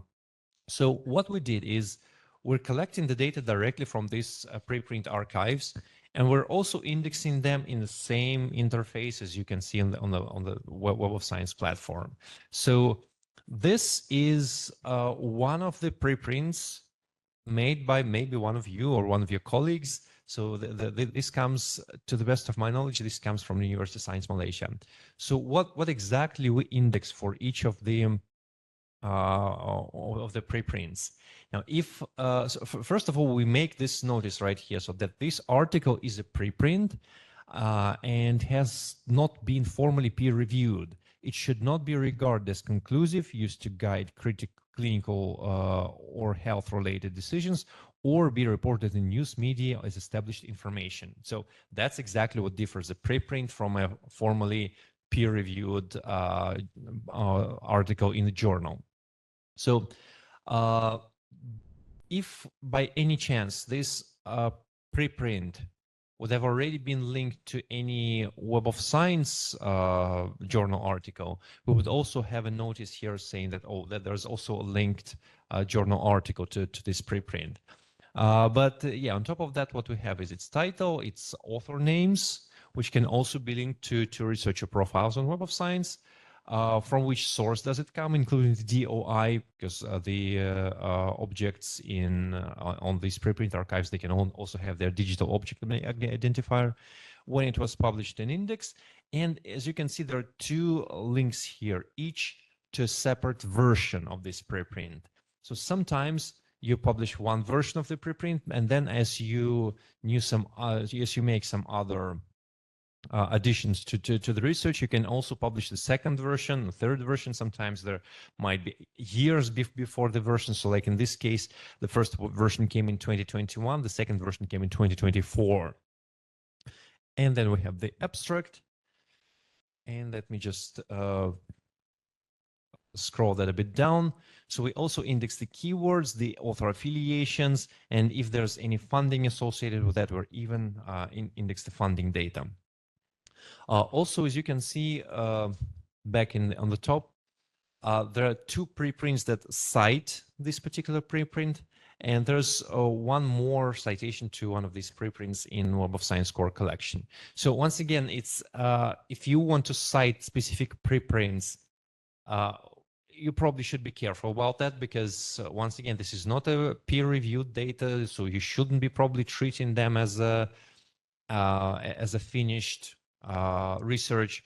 But because this makes a lot of important data available to you ahead of publication in certain subject area, and if you, for example, trust this particular author that is super active and super quick to publish that, we totally recommend that sometimes you run searches on that. So once again, can you still hear me? Yeah. So once again, I would still recommend you to take this with a grain of salt. This is not a final publications, but because this can help you get some ideas about what's being researched right now, specifically by maybe the people you follow or by the organizations that you're interested in, this gives you another millions of documents to search for if you're running your discovery search on Web of Science platform.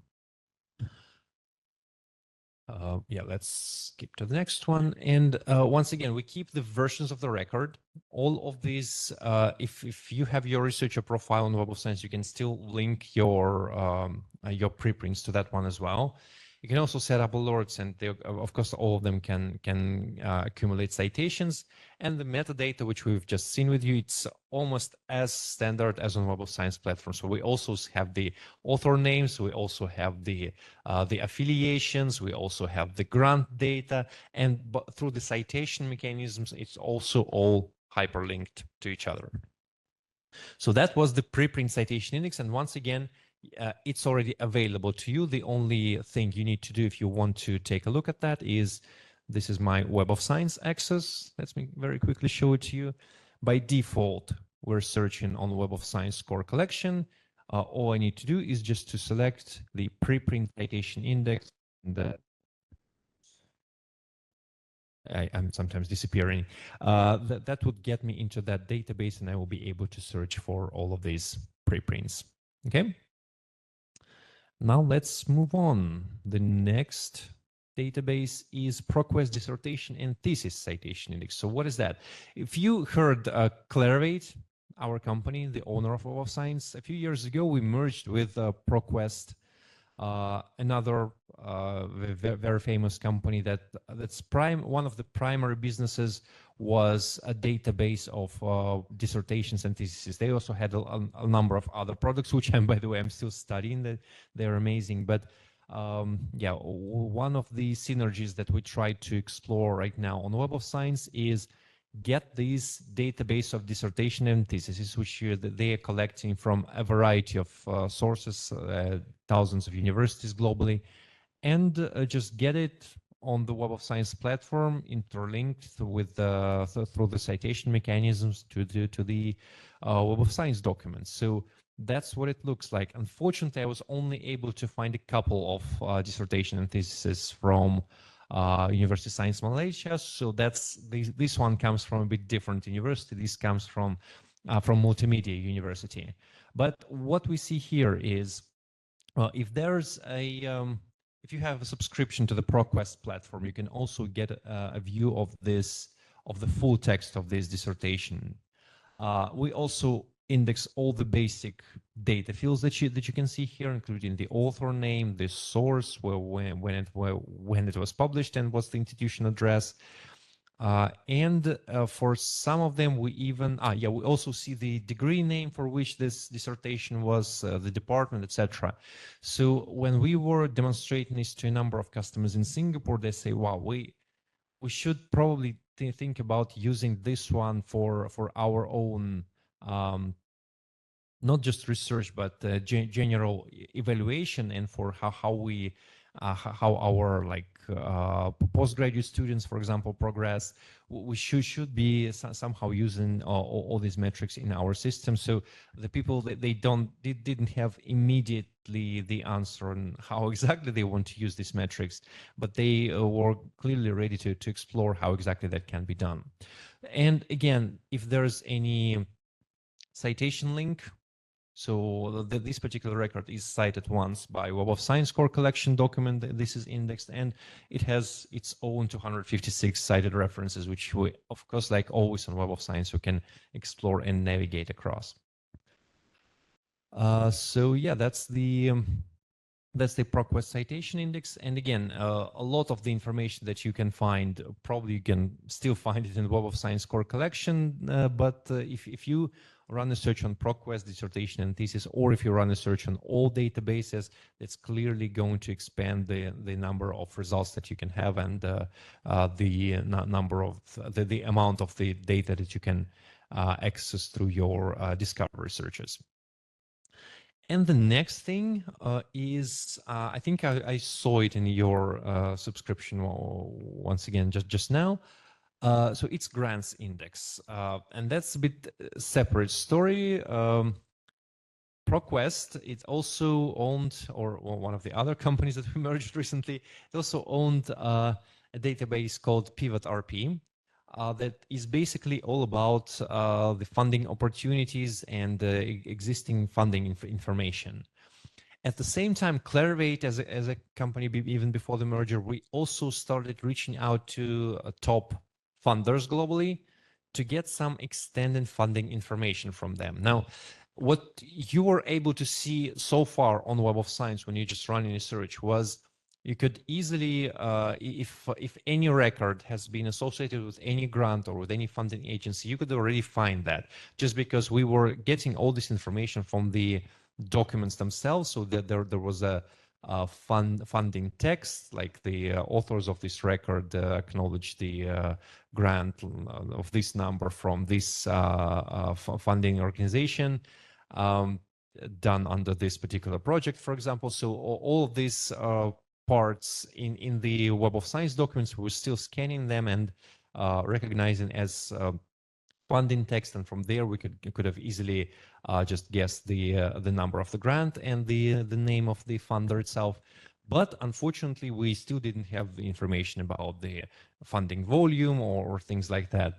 And grants index, because it's the next layer of information, including non-bibliometric information, we can have a lot of data there as well. So currently we have data on more than 5 million grants from over 400 funding agencies globally.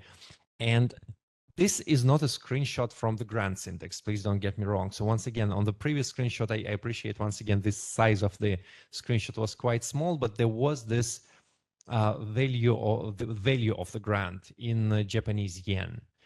And what we realized is that with grants index and some coding, and by the way, I think I even have this this application open right now. This is not another product by us, by no means. This is just a very, very simple web application that was written by Python in a few days, and that uses Web of Science expanded API to query data from grants index.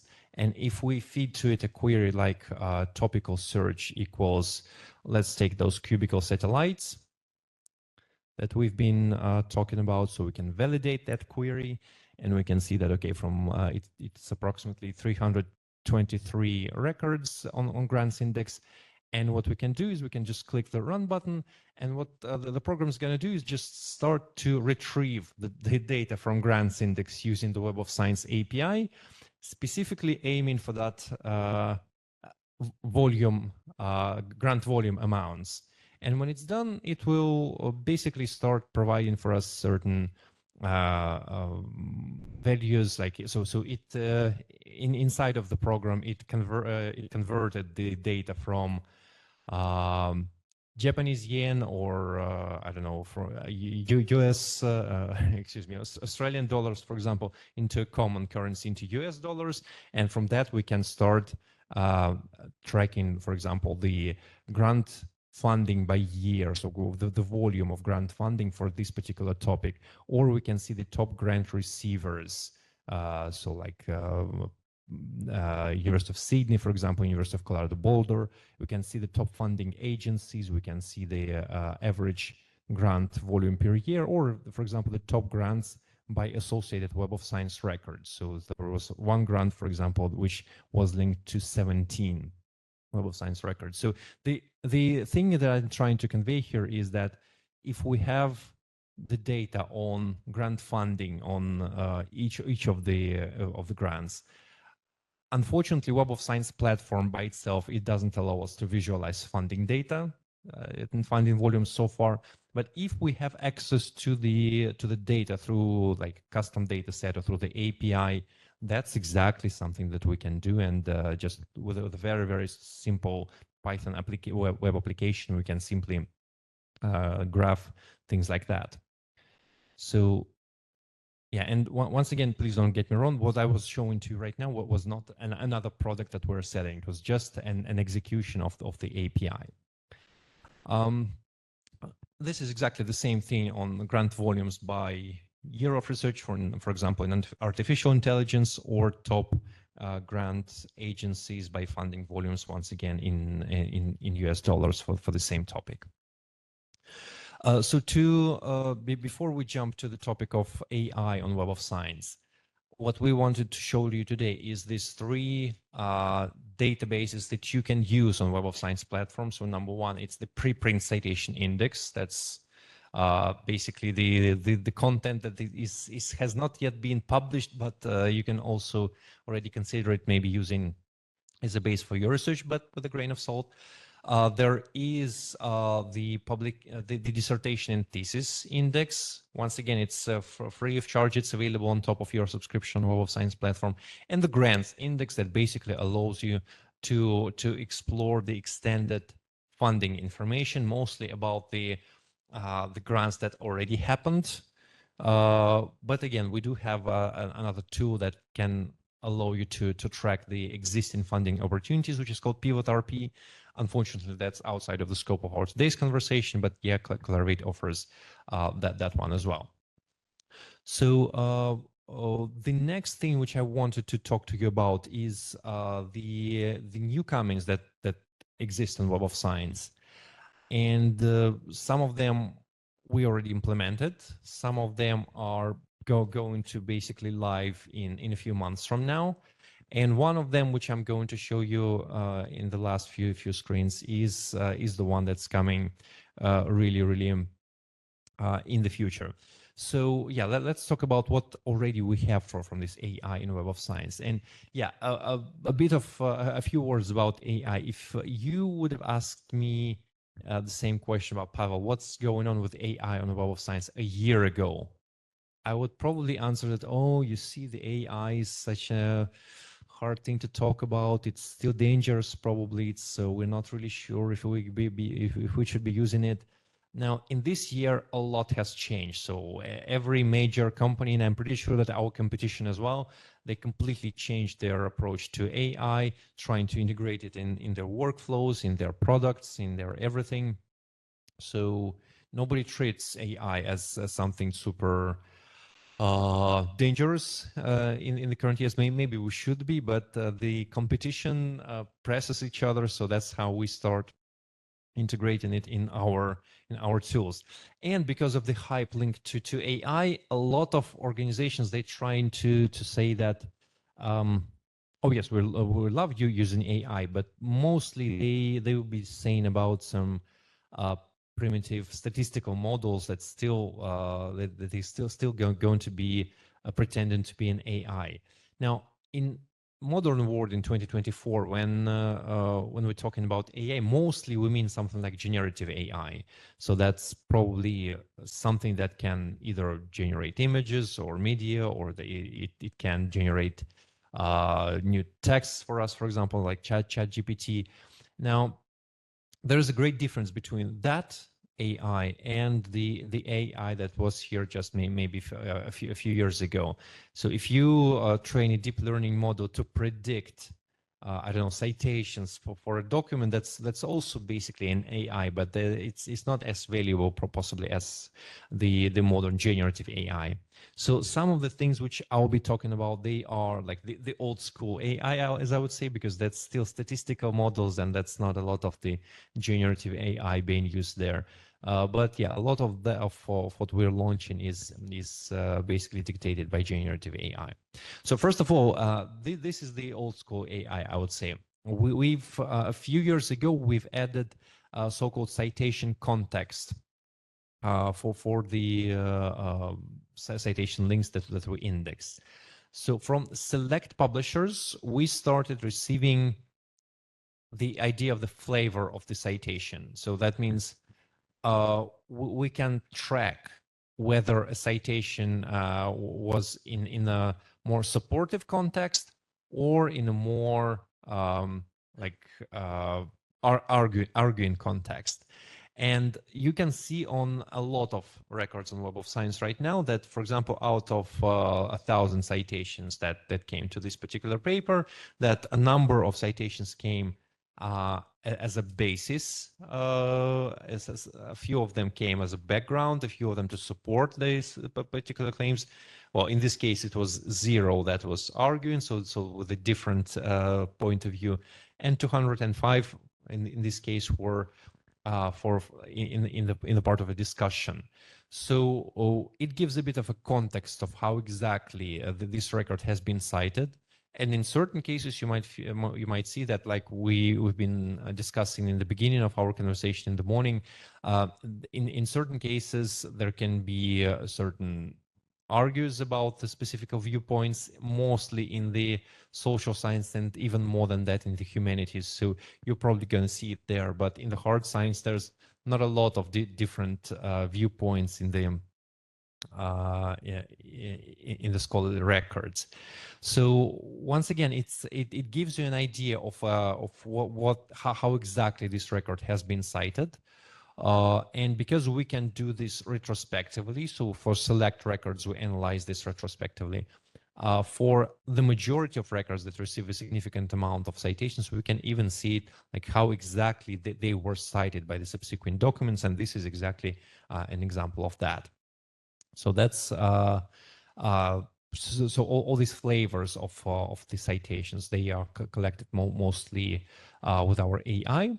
And let's move on to the next one. Now, if you run a search on Web of Science, you probably noticed that as of recently, just give me a second to refresh that. Yeah, like this. So if you run a search on Web of Science,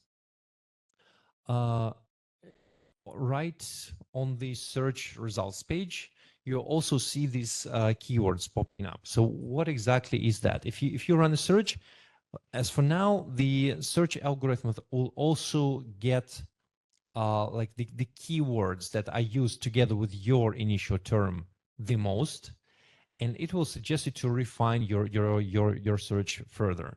So I don't think it's a breakthrough feature, but it can still give you a few ideas of which specific keywords is the particular term used with. So I think that might be important with certain medical research. So if you're looking for a cure for a potential disease, you can look for a particular molecule, and it can give you some keywords on how exactly this molecule is used in the processes. So is it used as a catalyst? Is it used as some other type of a compound?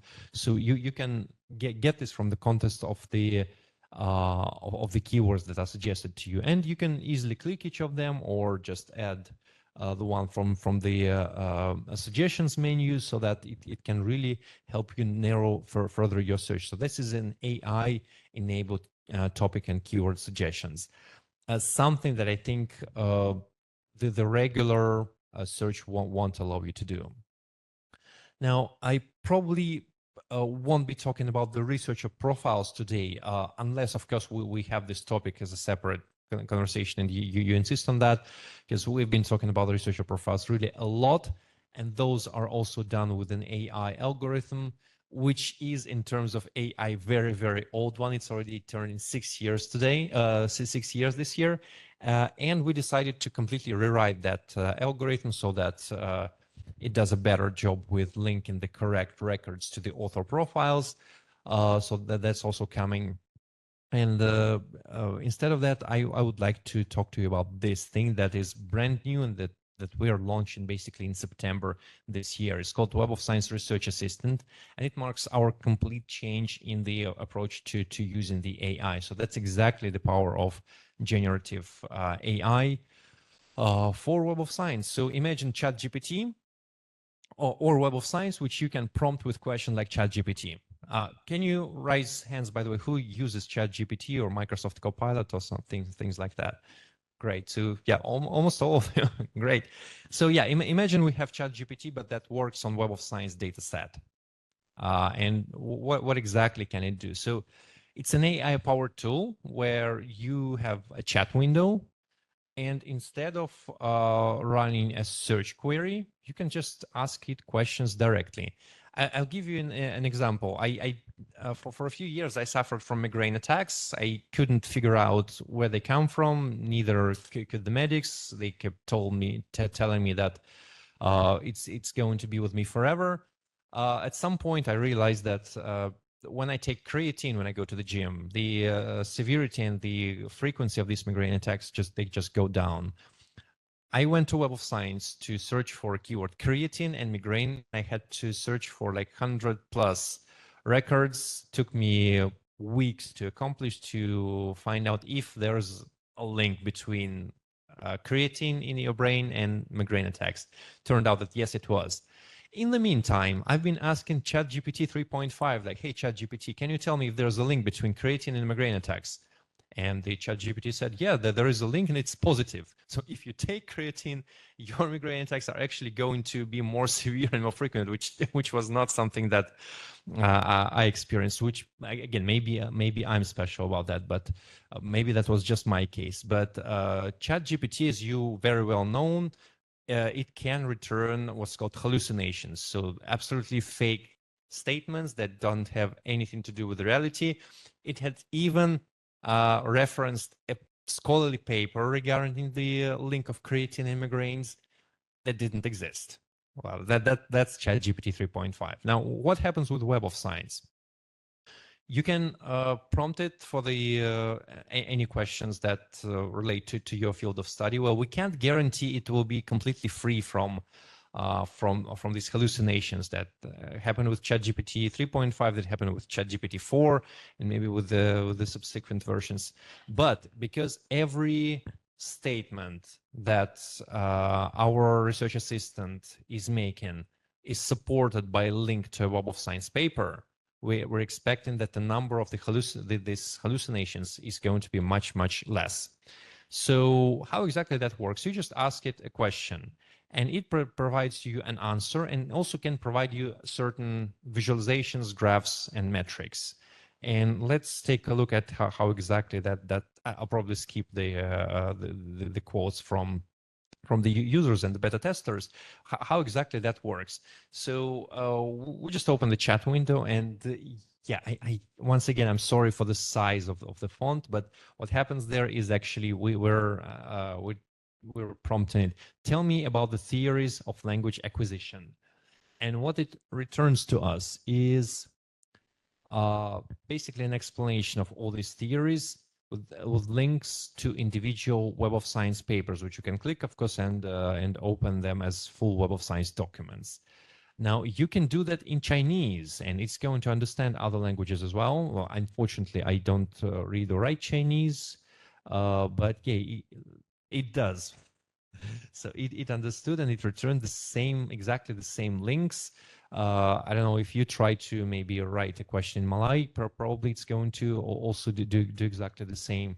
So yeah, well, let's just wait for September this year when it's live. And yeah, you can also just, if you want to, you keep the dialogue with it, and it can also give you some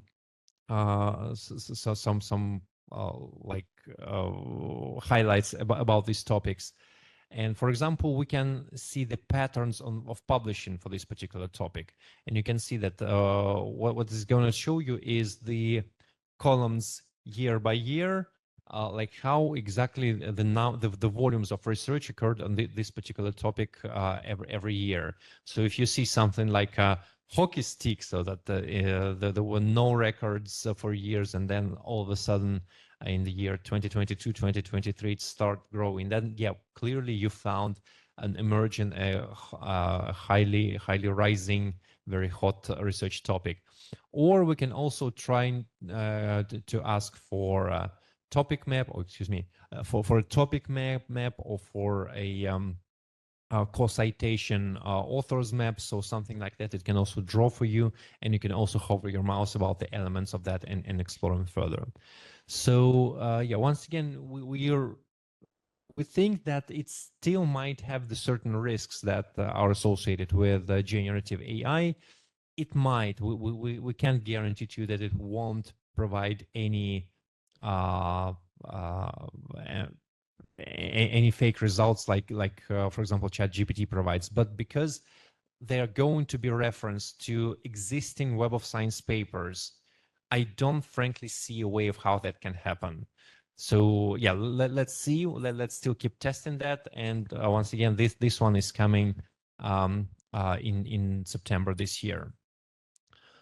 And a few words about the future vision. So that's something that doesn't exist yet. We are moving in this direction. So that's just to share with you some ideas of how we expect to continue using the AI in the future. So we will be probably trying to implement it in the next generation of our analytical research management software, and in which we'll try to unify the bibliometric indicators, the content, and anything that AI can help us with. So there will be probably a variety of workflows that are associated with this, and the number of stakeholders that can be working with such tools. And here's one of the ideas of how we can possibly do it. We have a number of researchers that have been collaborating in different collaborations before. And some of these collaborations were more cited than the other ones. So we can also try, for example, a statistical model to figure out what are the factors that were influencing that. And based on that, we can predict whether or not a particular group of researchers or particular group of affiliations might lead to more synergies on a potential collaboration. So yeah, this workflow is called team modeling. It's something that we're currently exploring, not something that we even launched into alpha test right now, but we're partnering with the organizations globally to help us, first of all, with the ideas and with testing of these potential services. So the last thing I wanted to spend some time today, and we have like 15 minutes before our Q&A session and potential another quiz. So before we do that, like I said in the beginning, we had a lot of questions about the like science citation index and various bibliometric indicators and how they're used. So we actually free to choose. Maybe in the next 15 minutes, we can just, if that was of any interest for you, we can just try to play with live interface of the research assistant or with this additional databases that we've been talking to you about. Or I have another story to you about the bibliometric indicators and a very, very quick explanation of how they should be used, how they should be calculated, etc. So I would suggest, if nobody raises the hand and tells me, hey, Pavel would like to take a look at the research assistant right now, research assistant. Okay, then yeah, let's jump to that one. So this is what it currently looks like, and I just need to log in very quickly with my with my access to Web of Science. Just give me a second. Yeah. Without indicator. Okay, so let's feed it like this. Sorry, it doesn't understand it like that. So let's try this. Sustainable Transportation Index. Are you sure it exists?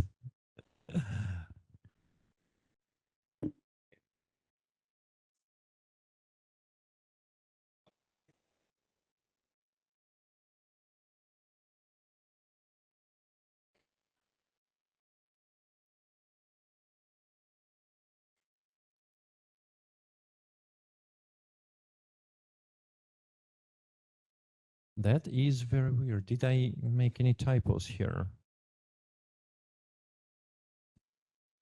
Sustainable Transportation Index. That's weird. Let me just check if it's online. Fine. The question. Sustainable transportation.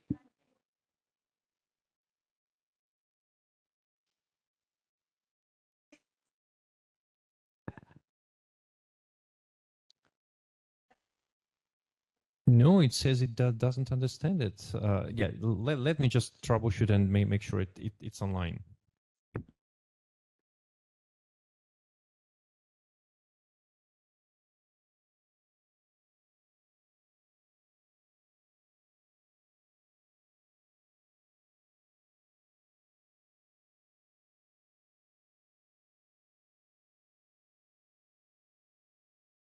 Yeah, I just gave it exactly the same example I was talking about. So, but yeah, I'm assuming I'm doing something wrong. So once again, Sustainable Transportation Index. Let me very quickly Google it, and because it's not something that I know really well.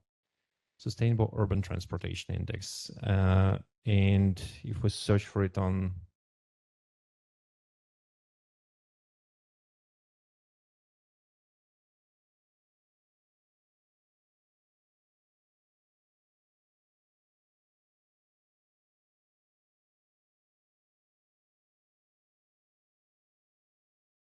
so they have Sustainable Transport Composite Index. They have Sustainability Index. Is there a lot of research on that topic? I'm just trying. I'll just.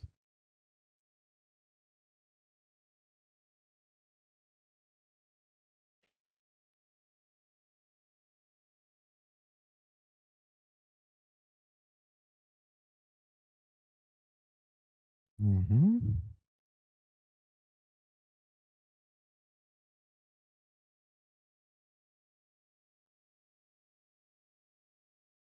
If I ask for exactly Sustainable Transportation Index, like exact phrase, it only gives me one paper for some reason, and that's a classic Web of Science search.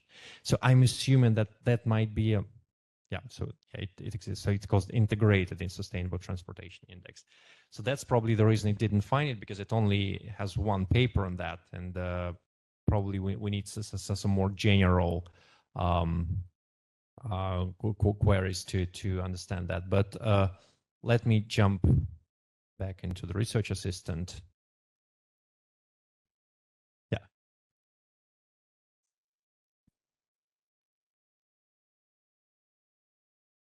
Yeah, it's going to be already in. Uh-huh. Yeah, you don't have it not. Yeah, that's true. Yeah, exactly.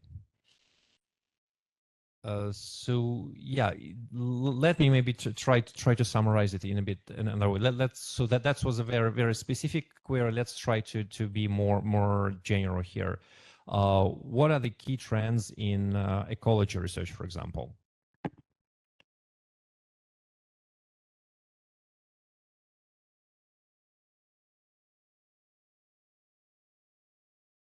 Okay, put it environment research.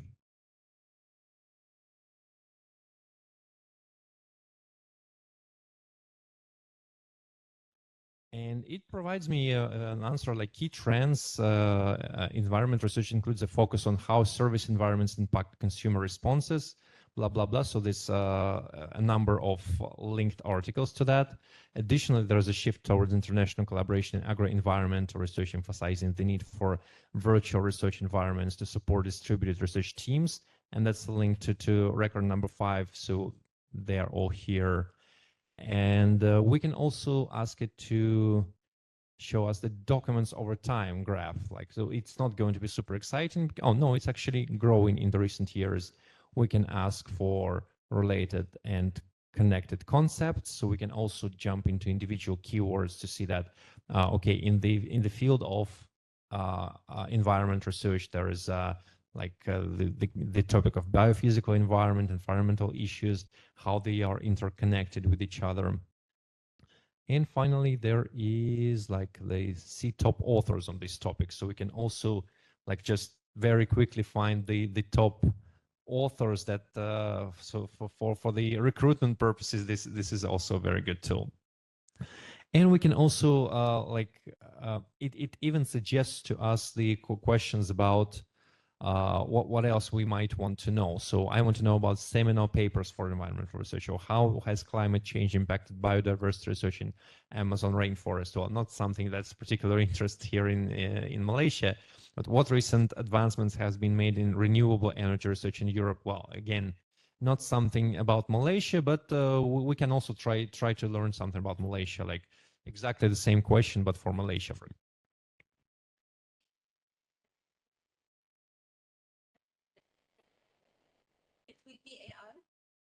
Absolutely. Yeah, that's I don't think that yeah, like I explained, ChatGPT in whatever fashions that exists right now still produces a lot of erratic responses to you. So that's that can literally be contrasting with the reality and provide references to non-existing papers. And the more less research topic you're working on, the higher the probability that it will return these errors. And because this is super critical for Web of Science, this is where we needed to prove all these statements with specific Web of Science papers, and this is exactly what it exists. So that's the difference. Now, can you use it for writing another paper? Obviously not. Otherwise, we won't need humans for that anymore. Exactly.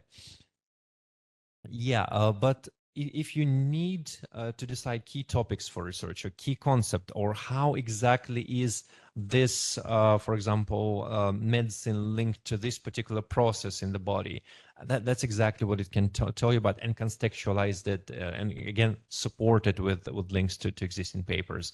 Now, what I find very powerful is that it can also draw you a graph of what was the number of documents in this topic each year, because that's exactly how you can find the trend in research. And this is more for the university management, or for maybe for corporate research, find the top researchers at this topic. However, I think that this can also help collaboration, because if, for example, I'm a young early career researcher who's interested in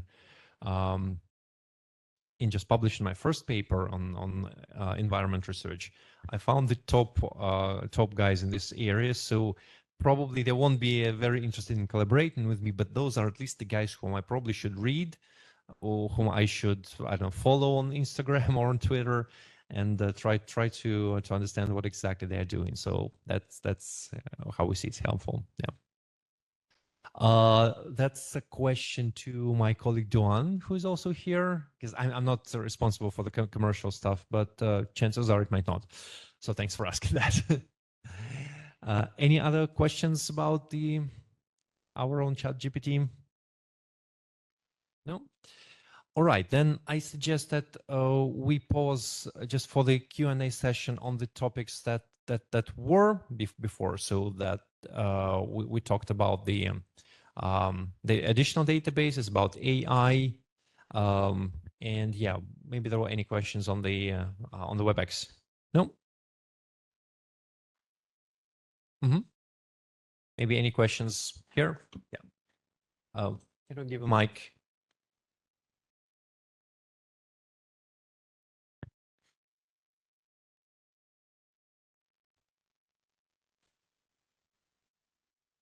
Thank you. I'm very interested in that research assistant AI. I think I'm really looking forward to it. So is it going to work a similar way as ChatGPT, where you can now ask follow-up questions on, can you hear me? Yeah. Yeah. Is it going to work in a similar way as ChatGPT? Because ChatGPT, you can ask one question and then you can ask a follow-up question. So in this instance, like if I ask what's the current trends in AI research, it'll come up with that. Is that specific topic that I should be researching on? Can I ask like follow-up questions and then it just uses it further? Yeah, thank you. Yeah, I'm still exploring that part as well, because the answer is actually yes and no, because you can certainly continue that discussion with the AI. So like it even comes up with additional questions on like to continue the dialogue. But unfortunately, you won't be able to say, okay, give me top 3 researchers from the previous question.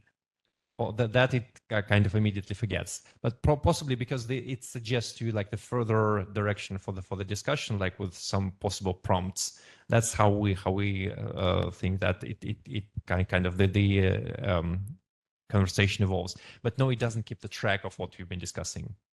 And then you mentioned you don't know whether it's going to be an add-on cost or.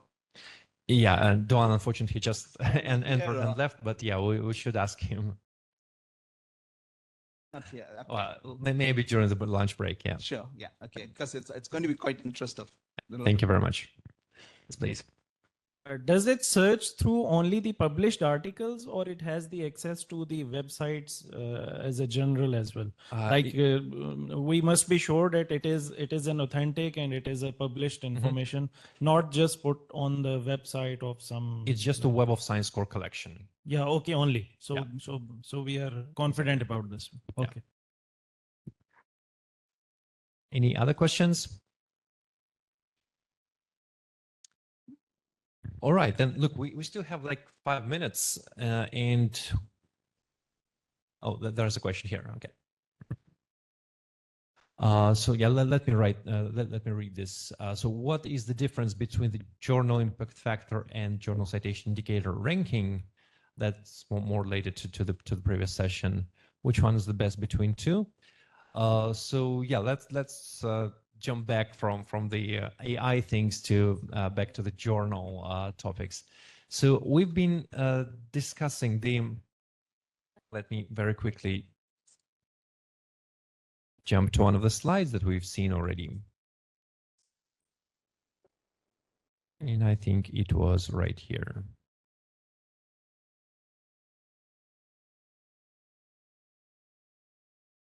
So the difference, and I hope it's going to, yeah. So the difference between the metrics is this, that journal impact factor is we're just taking these two guys, the documents that were published here, and we see how they were cited in here in the year 2023. While for journal citation indicator, it's the whole of publication window of 3 years and all of the citations that actually appeared since then, but normalized. So that's the key difference. Now, which of them is better and which of them you should use? I think we also slightly mentioned this during the previous session. We would recommend to use as many as you can afford, basically.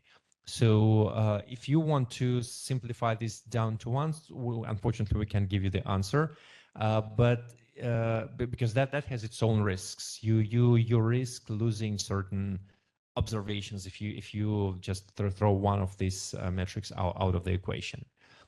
So yeah, therefore we would recommend using two. And can we jump back to the question? Yeah, my article was published in a journal that ranked Q2 by Journal Impact Factor and Q3 by JCI, and I want to include my CV. Which one should I use? Well, that's a good question. I would certainly recommend to use the top one. That's how I would definitely do. More than that, it's not being impolite to yourself or maybe too self-confident. A lot of universities which I've seen in the world that were trying to apply the journal quartile-based methodology to evaluating their own researchers, they were quite liberal in this case. So even if one journal would fall into different quartiles in different subject areas according to the same metric, they would still consider it by the highest quartile. So if there's even the two metrics, the journal impact factor and the journal citation indicator show you different quartiles, I would still recommend to get the top quartile for that. The AI tool for premium use only. Well, again, where's Duan? He's probably not here. So yeah, Duan, we've been talking about research assistant. And the question is it going to be available for extra price, or is it going to be included in the Web of Science subscription?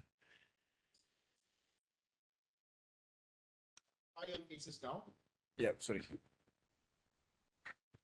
So yeah, just for everyone information, in terms of research assistant, the AI platform based on Web of Science, currently we are on a trial phase to be implemented in Web of Science. After we actually finalize all the testings, beta testing, we will let you know whether there will be any additional charge for that. But let's hope that we can work out a good arrangement with USM because Clarivate had a very outstanding relationship with USM team.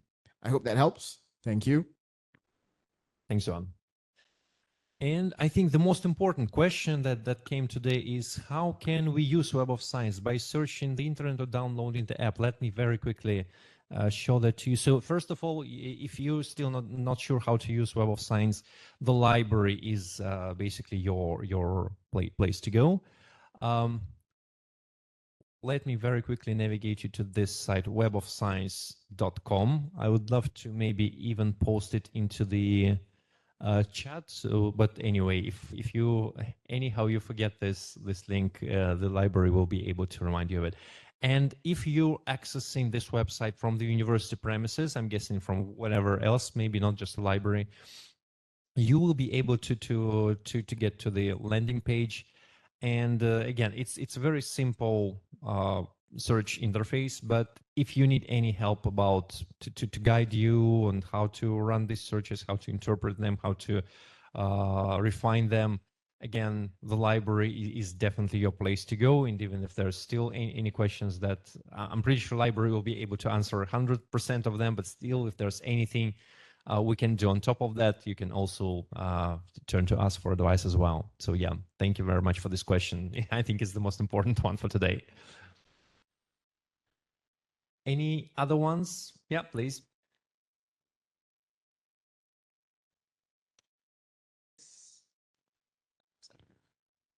With all going into AI, are you going to also vet the article submission using AI, which means much faster, quicker turnover, and we will know roughly is ours going to work? To check the article submission using AI or? Yes, because a lot of big companies, they're using AI to vet applications. Okay. Is that in the pipeline, in your pipeline, to do something similar for articles that we can submit? Yeah. So I guess there's one important thing here worth mentioning is that we are not a publisher. So people don't send their manuscripts to us. They send them to the publishers.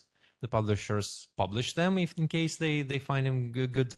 And we index the journals themselves. So there's not too much control we can have over the manuscript submission, even if we want, even though that we have this AI. So that's probably a question to the publishers. However, what we could do differently is maybe use AI to evaluate, because what we want to do and what we do in Web of Science is we are filtering the worst journals, we're including the better journals, and we're constantly re-evaluating everything that's currently on Web of Science. We talk about that after the lunch, and which is going to come very shortly, by the way. But what we can do differently is we can use and we actually already started doing that, to use the AI to track the possible like unethical behavior among the publishers. And if we see that any of them might be actually switching to becoming more a predatory publisher, and we already indexed this journal, we're going to be alerted by an AI right now. So I don't know if our selection committee, they use AI when they just select journals for indexation, or not when they reevaluate them. But we will talk about this process later today, later after lunch. So yeah, thank you very much for the question. So I think we have one last question only. Yeah. Okay. I'm curious about thesis and dissertation publishing. Is there any criteria for publishing there? I'm sorry, I can't hear you. Can you speak into the microphone? Is there any criteria for publishing thesis and dissertation? Prerequisite, if I'm not mistaken. I'm sorry, I didn't quite understand. Criteria. No, there's basically, we are working with the universities directly to get their collections of dissertations and theses. To the best of my knowledge, we don't really partner with University of Science Malaysia about that right now. But if there is a possibility for such a conversation, we can certainly find people in Clarivate who would be responsible for getting this content for you. But thank you very much for the question. And Mr. Pavel, one last question from the WebEx. What are the significant difference between Scopus and Web of Science? Are there similarity? Yeah, like I say in this situation, you ask the right person. No, seriously, if there is a representative from Elsevier, feel free to ask them what they think about us. They would sometimes tell that we are very old-fashioned and we were created in 1970s and we didn't change much since then. But as you can see, we are changing a lot. We are evolving some of our approaches to the structure of the database to simplify it for you, for the users. We are integrating the AI things. We are greatly expanding our coverage. So like 10 years ago, we just indexed approximately 10,000 journals.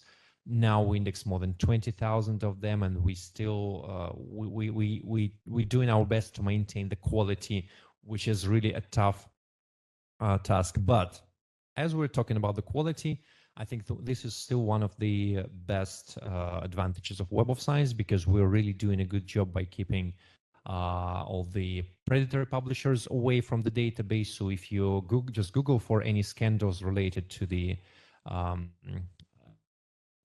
predatory publishers in the databases, it will mostly be about our competition, not about us. The other is where my microphone starts. Okay, so the other thing which is very important is that we are not a publisher, so we are absolutely neutral when we're selecting the journals for indexation in our database. And number three, we own the content that we index. So if we unite all these journals in our database, it's an absolutely how to say it, consistent data set with consistent set of data fields. With other databases, sometimes they represent like a database of databases. So I give you an example. Scopus indexes completely, if I'm not mistaken, last time I checked, they indexed completely Medline and Embase, which are separate databases, each of them having their own selection policy and selection criteria and their own metadata structure. So I think that's a flow towards how you can then trust this data and make it reproducible. But yeah, again, it's good that we have in the competition. The competition is basically what makes us do more to evolve our product further. So yeah, thank you very much for the question. So I think it's time for our quiz session. Yeah. So yeah, let's try the session number 2. Okay, before we start, I would like to remind that if everyone wants to answer, just get up and come forward to get the token of appreciation, okay? Yeah. Have I once again stopped sharing the screen? Because I'm already trying to share the quiz number 2, and for some reason it's something different. That's yeah. That's what I'm trying to do.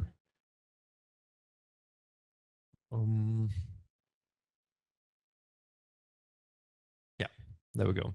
I don't know if there's any magic that you did or if it's just latency, but thank you very much. So yeah, once again, what we'll try to do is if you raise your hands and I notice you, just shout out the answer.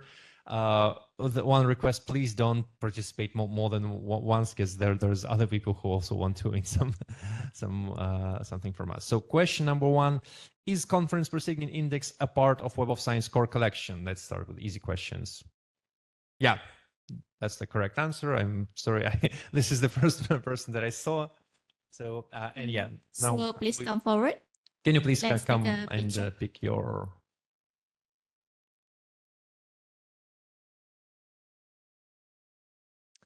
And let's move further. The question number two, is preprint citation index and grant citation index part of Web of Science core collection?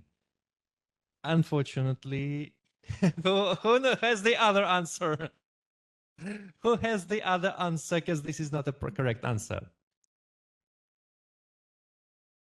So if it's not yes, who can say correct? Yeah. So let me just very quickly remind you. Please come forward, sir. Yeah, please come forward to get your present. And yeah, preprint citation index, grant citation index, and some other databases, they are on Web of Science platform, but they are not part of the Web of Science core collection. And Web of Science core collection is the journals, like the Science Citation Index Expanded, Social Sciences Citation Index, Arts and Humanities, and Emerging Sources Citation Index. It's Conference Proceeding Citation Index and it's Book Citation Index. So there's 5 or 7 if you're really careful. Those are within the core collection. Not a big issue. Let's move on. Question number 3. Which of the following is a bibliometric indicator? Option number 1, Science Citation Index. Option number 2, Science Citation Index Expanded. Option number 3, Times Cited. Which of this is... That's not a correct answer. That's also not a correct answer. Maybe from participant from the left, sir. This is the gentleman. I see the time cited. Exactly. Time cited is a bibliometric indicator. All the other are indices in the meaning of a database. So yeah, I know that this is exactly the face that I had the first time I came to 19 years ago. I came to a conference. So let me just very quickly make a proof of it for you. So if we go to Wikipedia and see what is a citation index.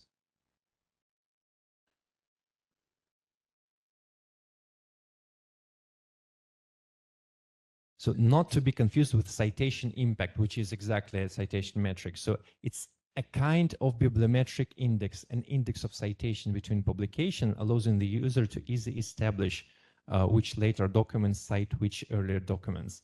So yeah, that doesn't kind of explain that it's still a database, but I would recommend to treat it like, you know, when you open a book and there's an index of terms in the end of it. So it's also an index, and it's basically telling you where exactly it's a reference, but it's not something that is a metric, and it's not calculated. Anyway, we'll talk about time cited later after the break, but let's move to the question number 4. Which level of self-citations? We didn't actually jump through that. Is generally considered acceptable. Sorry about that. I'll probably just skip that because, okay, if author ID looks like this, what's the name of the identifier? Hands?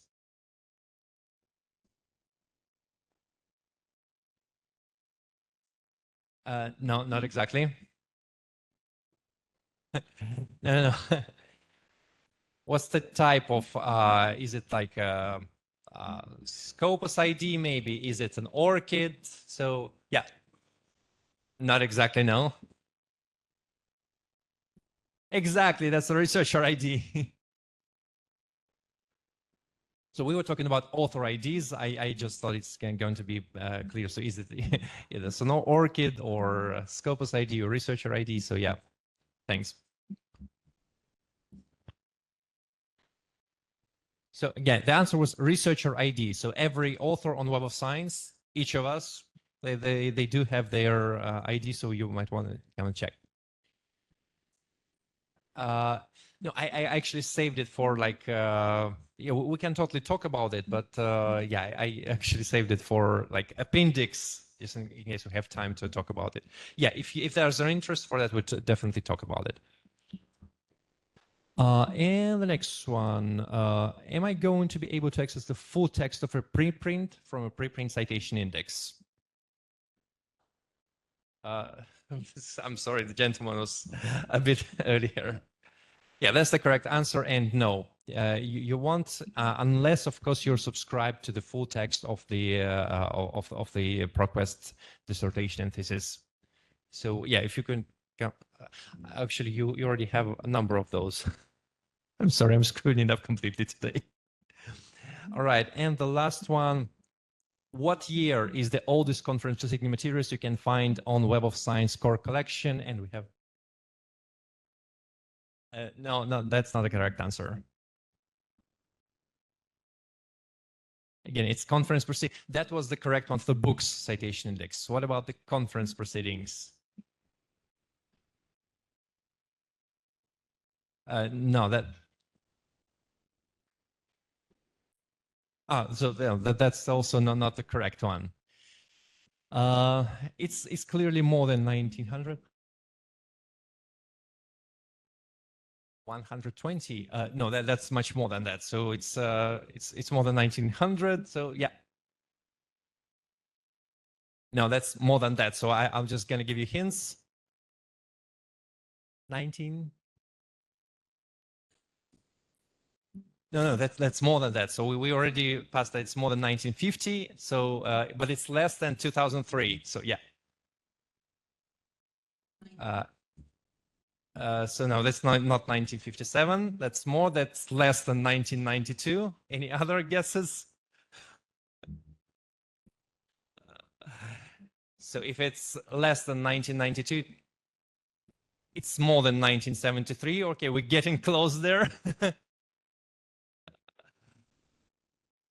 Yeah. 1980. No, that's more than 1980s, but that's less than 19. Say it again. No, we already decided it's more than 1980. 1970 is less than 1980. Come on. Yes, please. 19. I'm sorry, I can hear this. 1986. That's more than 1986. Okay, that's 1993. No, it's still less than 1993, but what did you say? 1990. Yeah, that's the correct answer. Okay. 1990. So the conference proceeding, the oldest conference proceeding that you can find on Web of Science will be dated 1990, because that's exactly the start date of indexing of conference proceedings. I know it was the hardest one, so sorry for keeping you waiting, because that was the last time that was standing between us and the lunchtime. Is that correct? All right, so thank you so much, and we'll see each other after lunchtime. Yeah, after lunch. So as we conclude, congratulations to all winners. So we have concluded our morning session. I want to thank Mr. Pavel for the enlightening talk and insightful responses to the audience question. We look forward to seeing you again in the evening session at 2:30 p.m. So to all participants, you can scan the QR code on the screen for your CPD and CSD points, and kindly fill in the feedback form. Also, we have packed lunch provided for participants on first come, first serve basis. So you can pick it up at the back of our room. So thank you. See you in the evening.